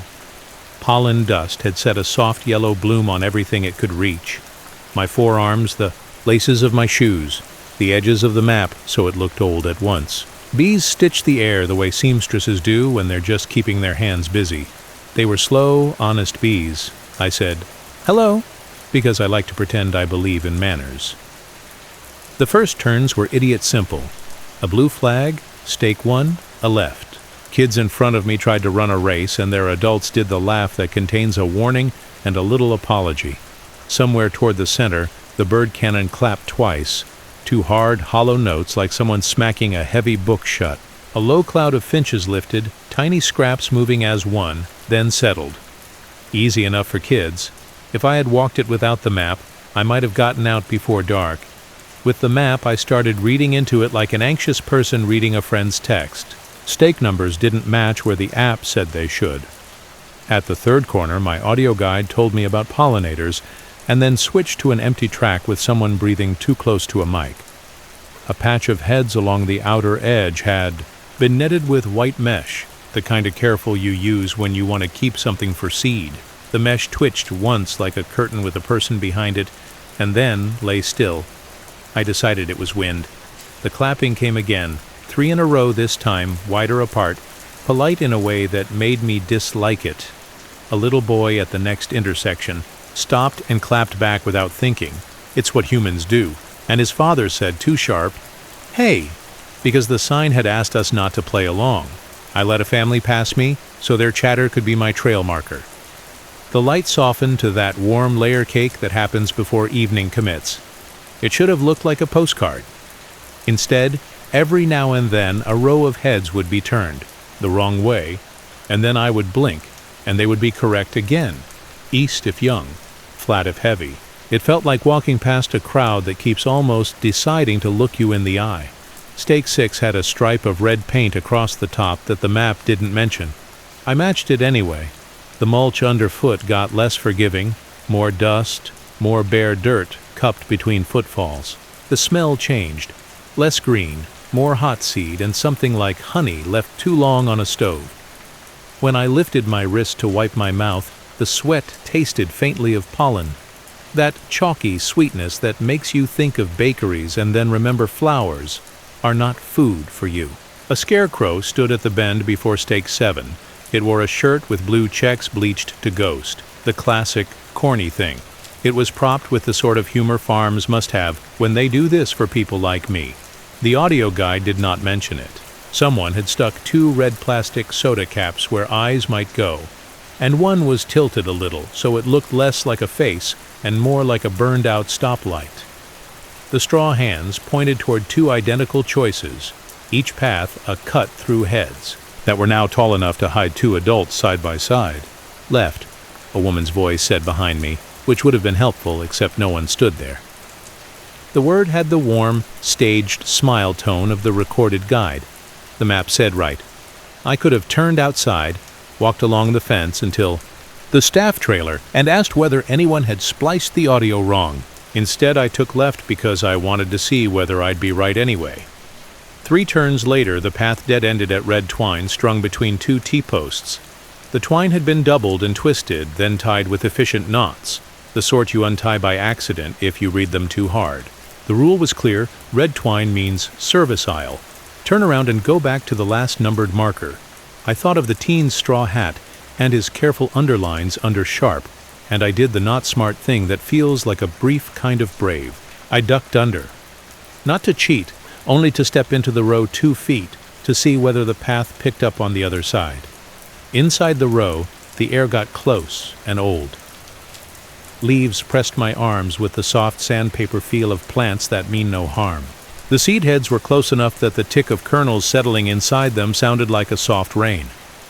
I took 1 step onto hardpan, and my shoe sank the width of 2 fingers into dust so fine it behaved like liquid. Someone a few rows over moved. Not the gentle rubbing leaves do, something like a shoulder brushing a jacket, then stopping when you listen. Okay, I said to the red twine, and backed out. The knot on my side had undone itself 1 loop. I told myself I hadn't brushed it. I told myself the knots here relax when the air cools. I stepped back onto mulch, because that is where the polite world lives. When I found Stake 8, it was Stake 5 again, and Stake 5 was missing its 5. A pale square showed where the numeral had been screwed on, and then moved. The map tried to help and failed. The audio guide cleared its throat into my ear and then said my first name in a voice that had not said my first name before. Just that. A little sound afterwards, like someone catching a fly in their mouth. I took the earbud out, like that would teach it a lesson. The bird cannon clapped twice behind me and twice ahead without an echo in between. Something about the timing made my jaw go tight. A girl on the path next to mine shouted, "I can't. Find the blue flags." And her brother, or a boy with the right voice for a brother, said, "There weren't any." And then, quieter, "Don't step off. Okay?" Her footsteps did nothing that sounded like stepping off. The leaves held their paper-on-paper truce. Dusk stitched itself faster than it should have. The tops of the heads went brown and gray like they do when the gold falls out of the air. The field sound changed over one breath from summer noise to the sort of quiet that makes you hear your own blood. The rule about last entry at 7 started to look like mercy, not greed. The red twine appeared again across the path in a different place, this time with a small laminated card clipped in the center like a teacher's note. Service. No guest access. Someone had taken a black pen and written in the same hand as the extra rule on my badge. Back out. Do not pass under twine after dark. Back out, I said, because my mouth likes to take little oaths. I turned, and the scarecrow stood at the last corner I'd come around. 10 steps back, in the middle of the mulch, blue check shirt, soda cap eyes, knocked crooked. There was nowhere for anyone to have carried it in that quietly. I don't know how long I did the thing where you stand very still and tell your body to be a tolerance test. The straw hands pointed the way I had come, not the way I needed to go. Story number 6. The ice machine at the end of the walk was 2 states into a heat wave with the dash thermometer lying to me about numbers I didn't want to believe. I took the cheapest motel I could find that didn't look like a set for. The wrong kind of story. Neon vacancy blinked in red and then blinked nothing for 1 beat, like the sign got tired between words. The office smelled like coffee that had been braved too long and citrus cleaner. The air conditioner in the window rattled like a jar of screws. I told myself I only needed 8 hours of cool and a door that locked. The woman at the desk had a radio voice and the kind of patience you only learn by counting change in busy months. She slid a plastic fob across the counter with the key clipped to it, oval and yellow, the room numbers stamped and then scratched out and then stamped again as if the fob had been passed from hand to hand and told to remember new facts.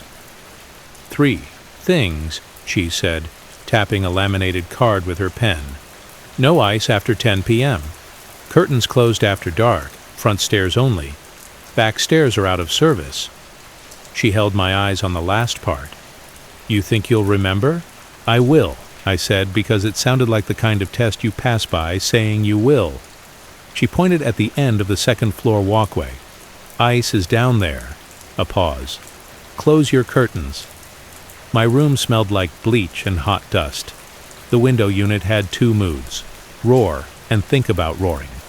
A little ice bucket sat on the dresser under a plastic hat like a shower cap, the thin kind that smells faintly sweet, like a hospital pretending to be a bakery. Every motel ice bucket liner smells that way. It's a promise and a warning. On the back of the door, the rules repeated themselves in the font that all motels share. No ice after 10 p.m. Curtains closed after dark. Front stairs only. The card added one in a firm Sharpie hand. Do not prop doors. Return the scoop to its hook. I lay on the bed and let the air conditioner pound the room into a temperature a person can think in. It was a kindness until it wasn't. At about 9 in the evening, the compressor dropped a note and stayed there. The air felt a degree warmer. My body noticed like a dog. I decided to get ice before I talked myself out of navigating a walkway, hot enough to fry my watch band. The metal door latch knocked its own knuckles when I opened it. The outside smelled like sunburned asphalt and something sweet left near a drain. The walkway had that grit that always finds your sandals and then your bed. Moths played bumper cars with the neon. Someone on the 1st floor was laughing on the phone in a language my ears felt glad to hear. I carried the empty bucket like a peace offering. The ice machine sat in a little alcove at the end. Someone had painted the concrete wall a hopeful blue once, and the heat had discouraged it. A handwritten sign in a plastic sleeve said, "Please limit yourself to 1 bucket." Underlined, "No ice after 10."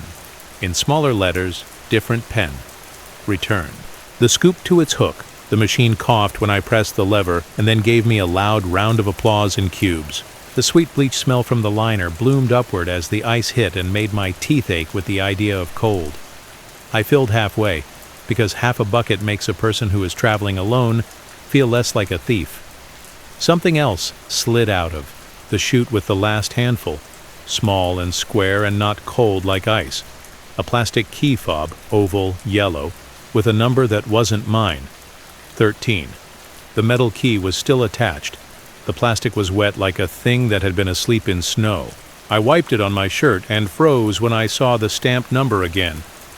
The motel map on the card in my pocket had skipped from 12 to 14. "We don't do 13, the desk woman had said when she circled my room earlier. She had said it without humor, like a thing you don't explain. I put the extra key on the little shelf under the machine. I told myself a kid had jammed it up the chute as a joke. I told myself lots of things that help. When I turned to go, the metal scoop was not on its hook anymore. It lay on the floor, mouth up like a cup left to catch a leak. I hung it proper, because that felt like helping. Back in my room, the air conditioner decided to be brave again. I held the bucket on my knees and ate the cold with my hands like a person who had earned it. The sweet liner smell got into my mouth. I heard ice clatter from the walkway as if someone else had discovered the applause. I closed my curtains because rules can be a kindness. Just before 10, the vacancy sign went vacant for a beat and then fixed itself. The compressor dipped again, and this time did not find the note it wanted. Heat slid back into the room with its shoes off. The ice in the bucket had gone shiny but not gone, and I told myself I could get through the night with what remained. A soft thump came from the door like a heel gently touching it. I stood and looked through the peephole and saw nothing but the line of the railing and the glow of the neon making the air pink. The phone on the little table rang once and stopped. It rang again and stopped. When I picked it up, the line clicked, and a voice breathed like someone who had just stepped out of an icebox and wanted to tell me about it. "Housekeeping," a man's voice said, polite as a receipt. "Ice." "We're good," I said, because that is the kind of lie a person tells about comfort. "Return the scoop to its hook," he said, the exact cadence of the sign, and then the line went dead. I opened the door a crack with the chain on. Something had been left on the mat. A plastic liner just like mine, full of ice, cinched inside out around itself in a tight ring. The sweet bleach smell lifted off it like a hand. I said too soft, "No," to the empty walkway and shut the door and put the chain back with my thumb pressed on it until I felt silly. At 10:05 p.m., my air conditioner gave up pretending. I sat on the bed with my shirt wet at the collar and talked myself through not doing the dumb thing. No ice after 10, front stairs only, curtains closed after dark. I counted to 4 in a loop like a coping prayer. Then I broke a rule because you can be sensible for only so long inside heat like that. The walkway felt different when I stepped out again. Not cooler, just organized in a way my skin did not like. The vacancy sign hummed like a bad idea. The ice machine's alcove had a wet look to it as if someone had just mopped for company. The scoop was on the hook, too neat, label facing out as if a person had arranged it for a photo. I pressed the lever. The motor did not answer. The chute breathed a little fog and then nothing. When I hit the metal face with the back of my hand, which is not how machines deserve to be treated, a single cube fell like a coin, lonesome in a bucket. The back stairwell door stood a finger wide, even though the sign on it said "out of service," and there was a rope tied across like a belt. Vol.12. Cold came from there. Not actual cold, but the idea of it. The way an open freezer makes the room agree to be smaller. Someone on the landing below shifted a foot and then didn't. I did the choice I will not defend. I nudged the stair door farther. The rope slid along its nail to make room for my worst self. The air down the well smelled like wet concrete and a long time ago. The metal steps had a tread that would print a hash pattern on your palms if you fell. I told the rope I would be right back, and I meant it when I said it. On the first landing, another plastic liner sat full of ice, the ring cinched neat, the sweet bleach smell magnified by the stairwell's habit of keeping secrets. A little card was tucked under the cinch like a gift tag. "Courtesy Phil," it said in the motel's font. Below, handwritten in a too careful hand, 13, "Do not leave on landing." I took one step down. The light above flickered the way lights do when they want to be part of a story. The second step down there, the concrete carried a wet footprint that wasn't a footprint so much as a stamp of shoe tread, hash on hash, as if the stairs had given their pattern back to a foot that didn't deserve it. A man's voice drifted up from the next turn. Not a call. The kind of sound people make when they've decided you're going to help, even if you don't want to. "Hey there," he said, warm like radio. "Can you unlock 13? We locked out. We got ice." "We don't do 13, I said, because repeating a sentence can be a defense. My mouth felt cold from the air, not from sense. I backed up and the rope did its little scold on my thigh, and then let me through. I shut the door and pressed the metal bar until the latch made the only honest noise I had heard in 10 minutes.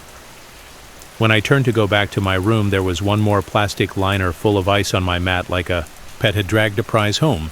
The sweet bleach smell slid into the room when I opened the door. I left the liner where it sat and shut the door against it. The chain bit the slide with a sound that made my teeth hum. I lay on the bed and let my body be tired enough to beat. My brain. The air made its own weather. The bucket next to me sweated like an animal. Sometime after midnight, I slept the thin, unhelpful sleep you get when you owe a rule a better effort. At 3:17 a.m., I woke because the ice machine at the end of the walk was clapping without being touched. Short bursts, polite. The sound made a thin river under my door, a chill that didn't cool anything. My phone lit the way phones do, a new notification from the camera roll I never asked to curate my life. A memory from tonight in the thumbnail. The walkway outside my room held a rectangle of white and a bright stamp of yellow in the lower corner. When I opened it, the photo showed my mat, my door, my two shoes, one slightly crooked. On the mat, a plastic fob, oval and yellow, wet as if it had been sleeping in ice. The number stamped on it was 13. The time under the photo said 3:17 a.m., which was not news and still felt like a personal detail I'd rather not see on a screen. I did not open the door. I watched the space at the bottom for a shadow. What I saw instead was a line of water that crept under like a person writing a word slowly. It drew a neat little curve that stopped right where my toes met the cheap carpet. The sweet bleach smell lifted for a second as if the air near the floor had moved out and something else had moved in. The clapping from the machine ended with one lonely cube. A restaurant check slammed on a table by a bored hand. The vacancy sign hummed back to brighter. The air conditioner tried to turn itself on without telling me first and failed. I slept in pieces, and when I dreamed of keys being put through slots and coming out cold. I left at first light because morning makes weak decisions seem like wisdom. The desk woman had taped a cardboard box to the counter with "return," keys here written in a teacher's hand. I dropped mine in and thought about the fob that had posed for my phone. When I stepped out, the neon was off and looked embarrassed in daylight. The ice machine's alcove was wet in a fresh way.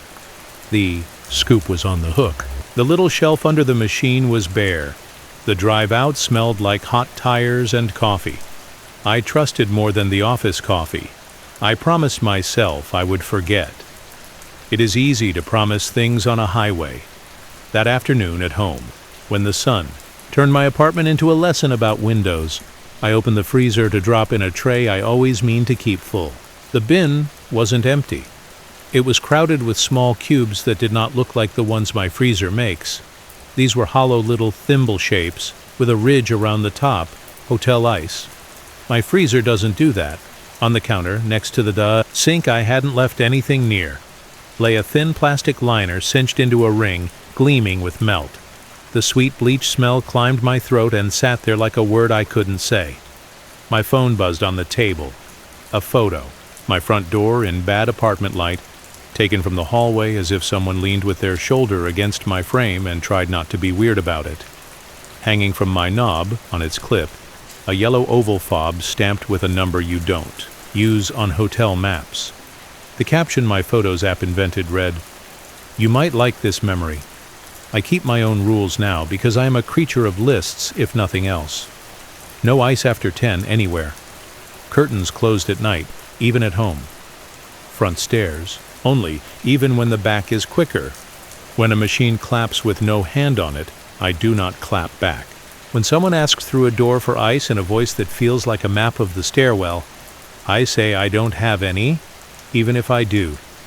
Sometimes around the soft hour when the air loses its patience and the building's hum drops a single note, my freezer kicks hard and spits 3 neat thimbles into the bin. I do not go look. I do not touch the glass. I do not pick up the phone no matter who breathes at the other end and asks in a voice that smells like refrigerators, return the scoop to its hook? And once in a while, at 3:17 a.m., the vacancy sign in my head blinks the way it did in the lot. and somewhere in the quiet part of the night, a single cube lands and waits like a courtesy fill meant for a room we do not have. Story number 7. Row 5. After Darky ducked into the boardwalk arcade because the heat on the street felt like a hairdryer, and the air inside promised cold air you don't have to earn. Neon made the carpet look clean. The place had that mix of salt and old popcorn that turns into a flavor on your tongue if you stand still. I told myself I was buying time before meeting a friend for late slices. I hadn't been in an arcade in years. I forgot how much I liked the sound of 100 small chances happening at once. A plastic sign zip-tied to the change counter had 3 rules in big, polite letters. House tokens only. Prize counter closes at 10. Do not play row 5 after the lights dim. The kid behind the counter finished a text, slid me a plastic cup with a crab printed on it, and said, "You can tap here," pointing to the token machine. His hand smelled faintly like sanitizer and salt. I tapped. Tokens fell like applause. A different coin landed last with a thunk. It wasn't the same brass as the others. It had weight to it. The gull stamped on it looked like it had been cut with a sharper tool. When I rubbed it with my thumb, it was warm, not from the machine. Warm like pocket metal that already belongs to someone. I wandered. Skee-ball threw its wooden clatter up and down the row. Air hockey hissed. A claw crane full of plush popsicles swung its hook like it knew it was wrong about everything. I started with skee-ball because I can do it half distracted and the tickets feel like a small joke that keeps paying out. The first roll hit 50 by accident. The second hit nothing, and made me laugh at myself. When I pulled a ball from the return, the wood felt slightly damp, the way lanes do when the door's been open too long. Tickets spilled steady. Then a strip tore off that was the wrong color. The whole arc of paper was that usual pale yellow, and 4 squares in the middle flashed red and then settled as red. A sign above the lane said, "Redeem before 10," in a font that believed in summer. An older woman, a couple lanes down, looked my way, and then looked at my tickets and then back at me without moving her head, like a person looking through glass. I rolled again to make the moment smaller. The ball bumped the ring and thunked out. From somewhere near the back of the room, a machine laughed once in a recorded voice, and then corrected itself and played the right sound. The prize counter had the good junk. Sticky hands, keychains, candy that pretends to be toys. The kid there wore a crab shirt with the sleeves cut off, and a name tag that had a smiley face drawn on it instead of a name. He pointed at a little sign taped by the register like a secret. "No redemption of red tickets. Yours are yellow," he said, but he was looking at my hand, not the paper. I turned the strip so the red showed. He blinked. "Oh, yeah, no. Those are for maintenance. If they print, just throw them out." He gave me 5 Tootsie Rolls for a pile that should have only earned 3 and slid a rubber crab across the counter like a tip. "Why do you print a color nobody can use?" I asked. Not because I wanted to argue, just because if you ask the simple question, you feel better. "Inventory," he said, like he had been told that one. Then, softer, because I was still there. "Somebody always tries to redeem them. It messes the count. Plus, they sometimes belong to row 5. He made a face like he'd said more than he meant and looked past me. "Want a stamp? We stamp hands for re-entry." "I'm not leaving," I said, and then a part of me wished I had said yes. He stamped mine anyway without asking. The crab. Ink was a too bright blue that cooled my skin when it landed. Row 5 ran along the far wall under a crooked net of fairy lights. The sign over it said Throwbacks. It had the weird older cabinets, a fortune-teller fake with a mannequin that wore a vest with little mirrors on it, a racer with a steering wheel too small, a glass maze with silver knobs you aren't supposed to turn. The lights above that row hummed for a second like they were making up their minds. They dimmed a hair, not a brownout, just a breath. The rule on the sign came back to me neat as print. Do not play row 5 after the lights dim, and I told myself they weren't dim. Not really. I told myself I would stand there and look. and that would be different from playing. The fortune teller moved its head to find my face in the glass. The strip of LED inside the cabinet made its eyes bright in a way I didn't like. "The card slot," said one token. The little half circle where you lay your palm said, "Place hand here for pulse." The mannequin's vest mirrors threw tiny broken pictures of me at my face. The air in that row felt different, not colder, just organized, like someone had swept it and put the corners in a jar. "Don't," a voice said, as mild as a friend offering gum. I turned, thinking the counter kid had followed me. An older guy in a yellow arcade staff shirt stood at the end of the row like he was guarding nothing. His name tag said Terry in letters that had been scratchy even before time got them. He had the careful way people stand when they've been on their feet since morning. He pointed his chin toward the back room door where a sign said, "Employees, only in cheap gold. Prize count at 10? Then we close a little early." "It's not 10, I said. "Soon," he said. "Row 5 can be fussy. You'll get a night when it wants your attention. Just not tonight." I laughed because I do that when I think I'm about to be scolded as a bit. "I'm good," I said. "I'll stick to skee-ball."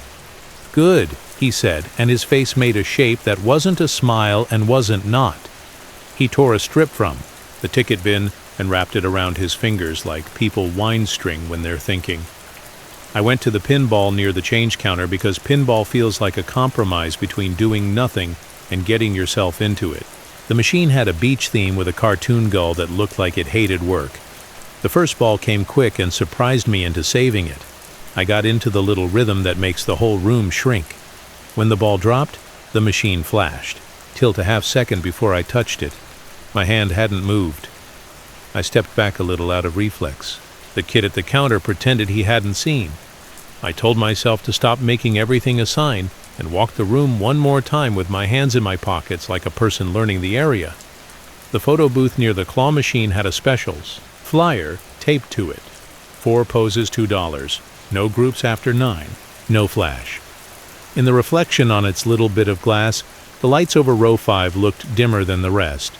I made a rule for myself on top of their rules. Stay away from that end after 9. It was a good rule. It would have worked. The last weird thing, before the point where I should have left, was small enough to ignore. The token cup in my hand was half full of the regular brass and half full of the heavy gull coin. I was sure I hadn't put it there. I asked the kid for a new cup, embarrassed because I didn't want to sound like the person who brings math to a game. He tipped the coins into his palm, rolled them once like dice, and slid most back to me. He palmed the old one and put it under the counter shelf without looking at it. "Those jam row 5, he said, like a sentence he'd had to repeat to other people who insisted on logic. "We pull them when we find them." "Who puts them in?" I asked. "They just show up," he said. "From old pockets, from the carpet." He glanced at my hand stamp. "You bringing anybody in later?" "No," I said. "Just me." "Okay," he said, in an old man way, even though he was not old. I played one more run of skee-ball to end on a normal note. I cashed the yellow tickets for a small bag of sour straws and a keychain shaped like a tiny surfboard with the arcade logo on it. The board was stamped with a number on the back, a tiny one, maybe part of a batch. My eyes read it before my head, made a story out of it. 5. I told myself that meant nothing. I put it in my pocket anyway because I'm the kind of person who keeps keychains like proof that efforts can be turned into objects. On my way to the door, I passed row 5 because doorways are always near the thing you shouldn't use. The lights over the line clicked down one notch like a dimmer being tested. The fortune teller in the vest didn't look at me this time. It kept its face turned toward the glass like it could see something past me. The card slot lit itself without my token and said one more. The place your palm circle glowed a cool white that felt like a headache. The rule, neat in my brain, got louder. Do not play row 5 after the lights dim. I did the idiot thing where you negotiate with printed language. It's not that dim, I thought. They didn't turn them off. I'll just look. I put the heavy gull coin down to feel like I had controlled that much. It slid a hair under the cabinet as if the floor had a tilt I hadn't noticed. I crouched to fish it out, and the space under there smelled like wet coins, left in sand. The coin had stuck to that smell somehow. When I stood, the card slot had the word balance across it, like a gilt. The mannequin lifted a finger and made a small cutting motion in the air like you'd use if you were telling someone to stay. Terry at the end of the row watched me without moving his feet. "I'm done," I said to him, because saying you're done is one way to quit. "Good," he said. The door into the night breathed warm air at my face like relief. Outside the boards, the ocean had that heavy summer sound that turns into sleep, if you sit with it. I texted my friend and told him I'd meet him at the pizza place at 10. He sent back a picture of a greasy paper plate and the words "going without you," the way people tease. I sent a crab emoji. The arcade behind me hummed, its summer hum. I kept walking because that was the smart thing. Half a block later, my pocket knocked my thigh. The little surfboard keychain had slipped loose and hit my leg like it wanted to be noticed. When I picked it up, the plastic felt cool. On the back, the tiny number had changed. Not impossible. Not likely. It said 5 before. It said 1 now. I looked back at the arcade because that is what stupid brains do. They check to see if the place has changed shape to match the object. The sign over the door flickered and then held. My friend texted again, "Line, come now." I turned back to the arcade for 1 minute to throw the surfboard on the counter and say, "Hey, this batch has a misprint. Can I swap?" Dumb errand. I just wanted to unthink the tiny change in my pocket. The lights over row 5 were not dim now. They were normal, which felt worse. The mannequin in the vest had its head turned toward the door like a host. "No redemption after 10, the kid at the counter called without looking up. He was counting rolls of tickets back into a bin. His voice had the dreamy flatness of someone who has counted too many things and is now counting you. I checked the clock on my phone. 9:56 p.m. The prize counter had 3 families lined up with plastic cups and negotiations underway. I set the surfboard down and said, "This number changed," as if that could matter. Terry was closer than he had been, just behind. The counter kid now. He took the keychain and held it between 2 fingers like evidence, and then put it neatly in the drawer. "We'll put it back where it belongs," he said. "You can pick a different one tomorrow." "I won't be here tomorrow," I said. "You will," he said, not unkind, and the way he said it made the air conditioner run harder for 1 second and then give up. The lights over row 5 hummed and came down one tooth on a gear I couldn't. See, I felt the point of no return in my legs like a tone. I should have gone to pizza. I did not. I went to row 5 and put 1 regular token into the fortune teller, because sometimes you decide on purpose to be the idiot, so you can stop wondering if you were the idiot by accident. The card slot accepted it with a quiet you could call polite. The mannequin in the vest breathed, or the fans in the cabinet tricked my eyes. The ticket printer inside the machine had a strip already fed and waiting. It was red. I did not put my palm on the glowing circle. I kept my hands at my sides. The machine printed anyway. A single square pulled forward like a tongue, and then stopped. I peeled it. On the back, in tiny letters that looked like the printer wanted to be a typewriter, it said, "Redeem at 3:17 a.m. "I don't want this," I said to glass. Terry's face was there, reflected over my own. Soft like glass always makes people. Older than he had been at the end of the row. The crab stamp on my hand looked like someone had drawn it on in marker and couldn't get the edges right. The mannequin lifted its finger again and made the same cutting motion and held it. "I'm closing," the counter kid said to no one with authority.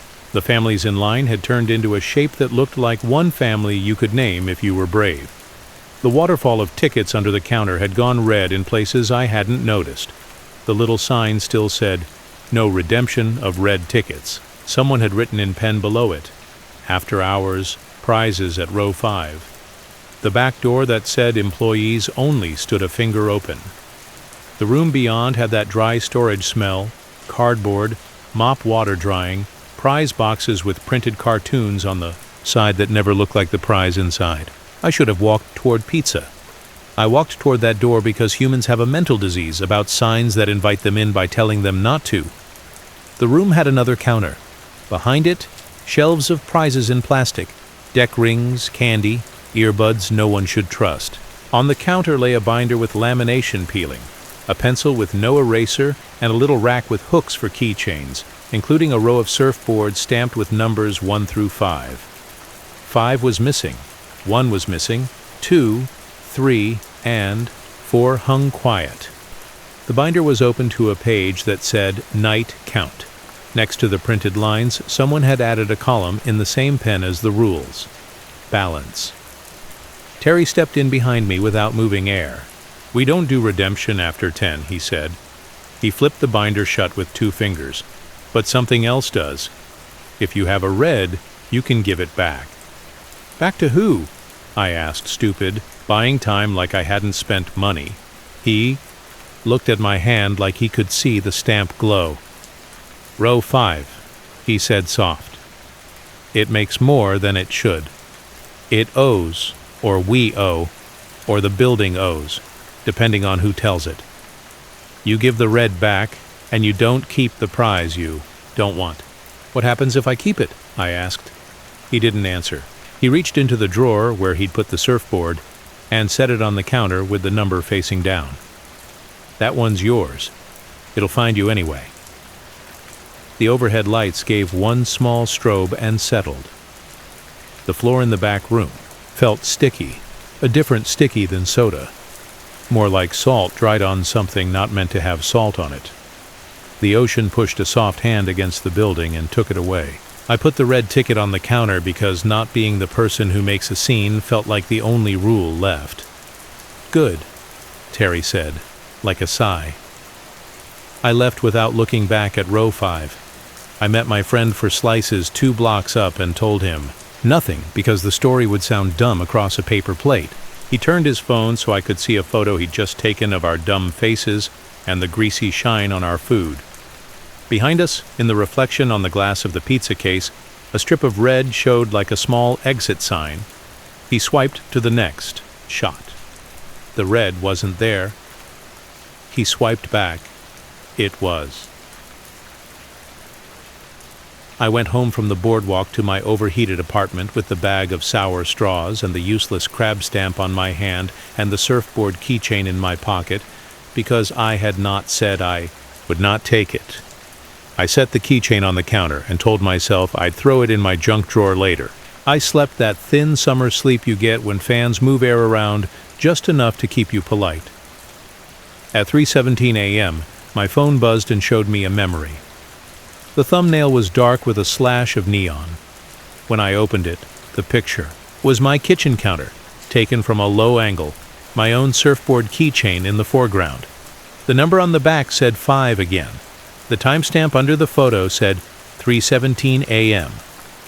The notification made its own small sound like tickets, spooling. In the next room, something with a cheap motor hummed to itself and decided not to live. I did not go into the kitchen. I lay there and listened to the fan pretend to matter. I told myself I'd go back in daylight and throw the thing away. In the morning, the keychain sat on my doormat inside the door, not on the counter. The plastic felt warm, not from the sun. The number on the back said 1. The crab stamp on my hand, it bled into my skin as if the ink had learned my lines. I keep different rules now. Written terrible with a stub of pencil on the inside of my pantry door because that is where I look when I'm standing in the kitchen, pretending I'm not hungry. House tokens only. Do not keep what isn't yours. No redemption after 10. No small bargains at bad hours. Do not play row 5 after the lights dim. Even at home. Sometimes just before sleep.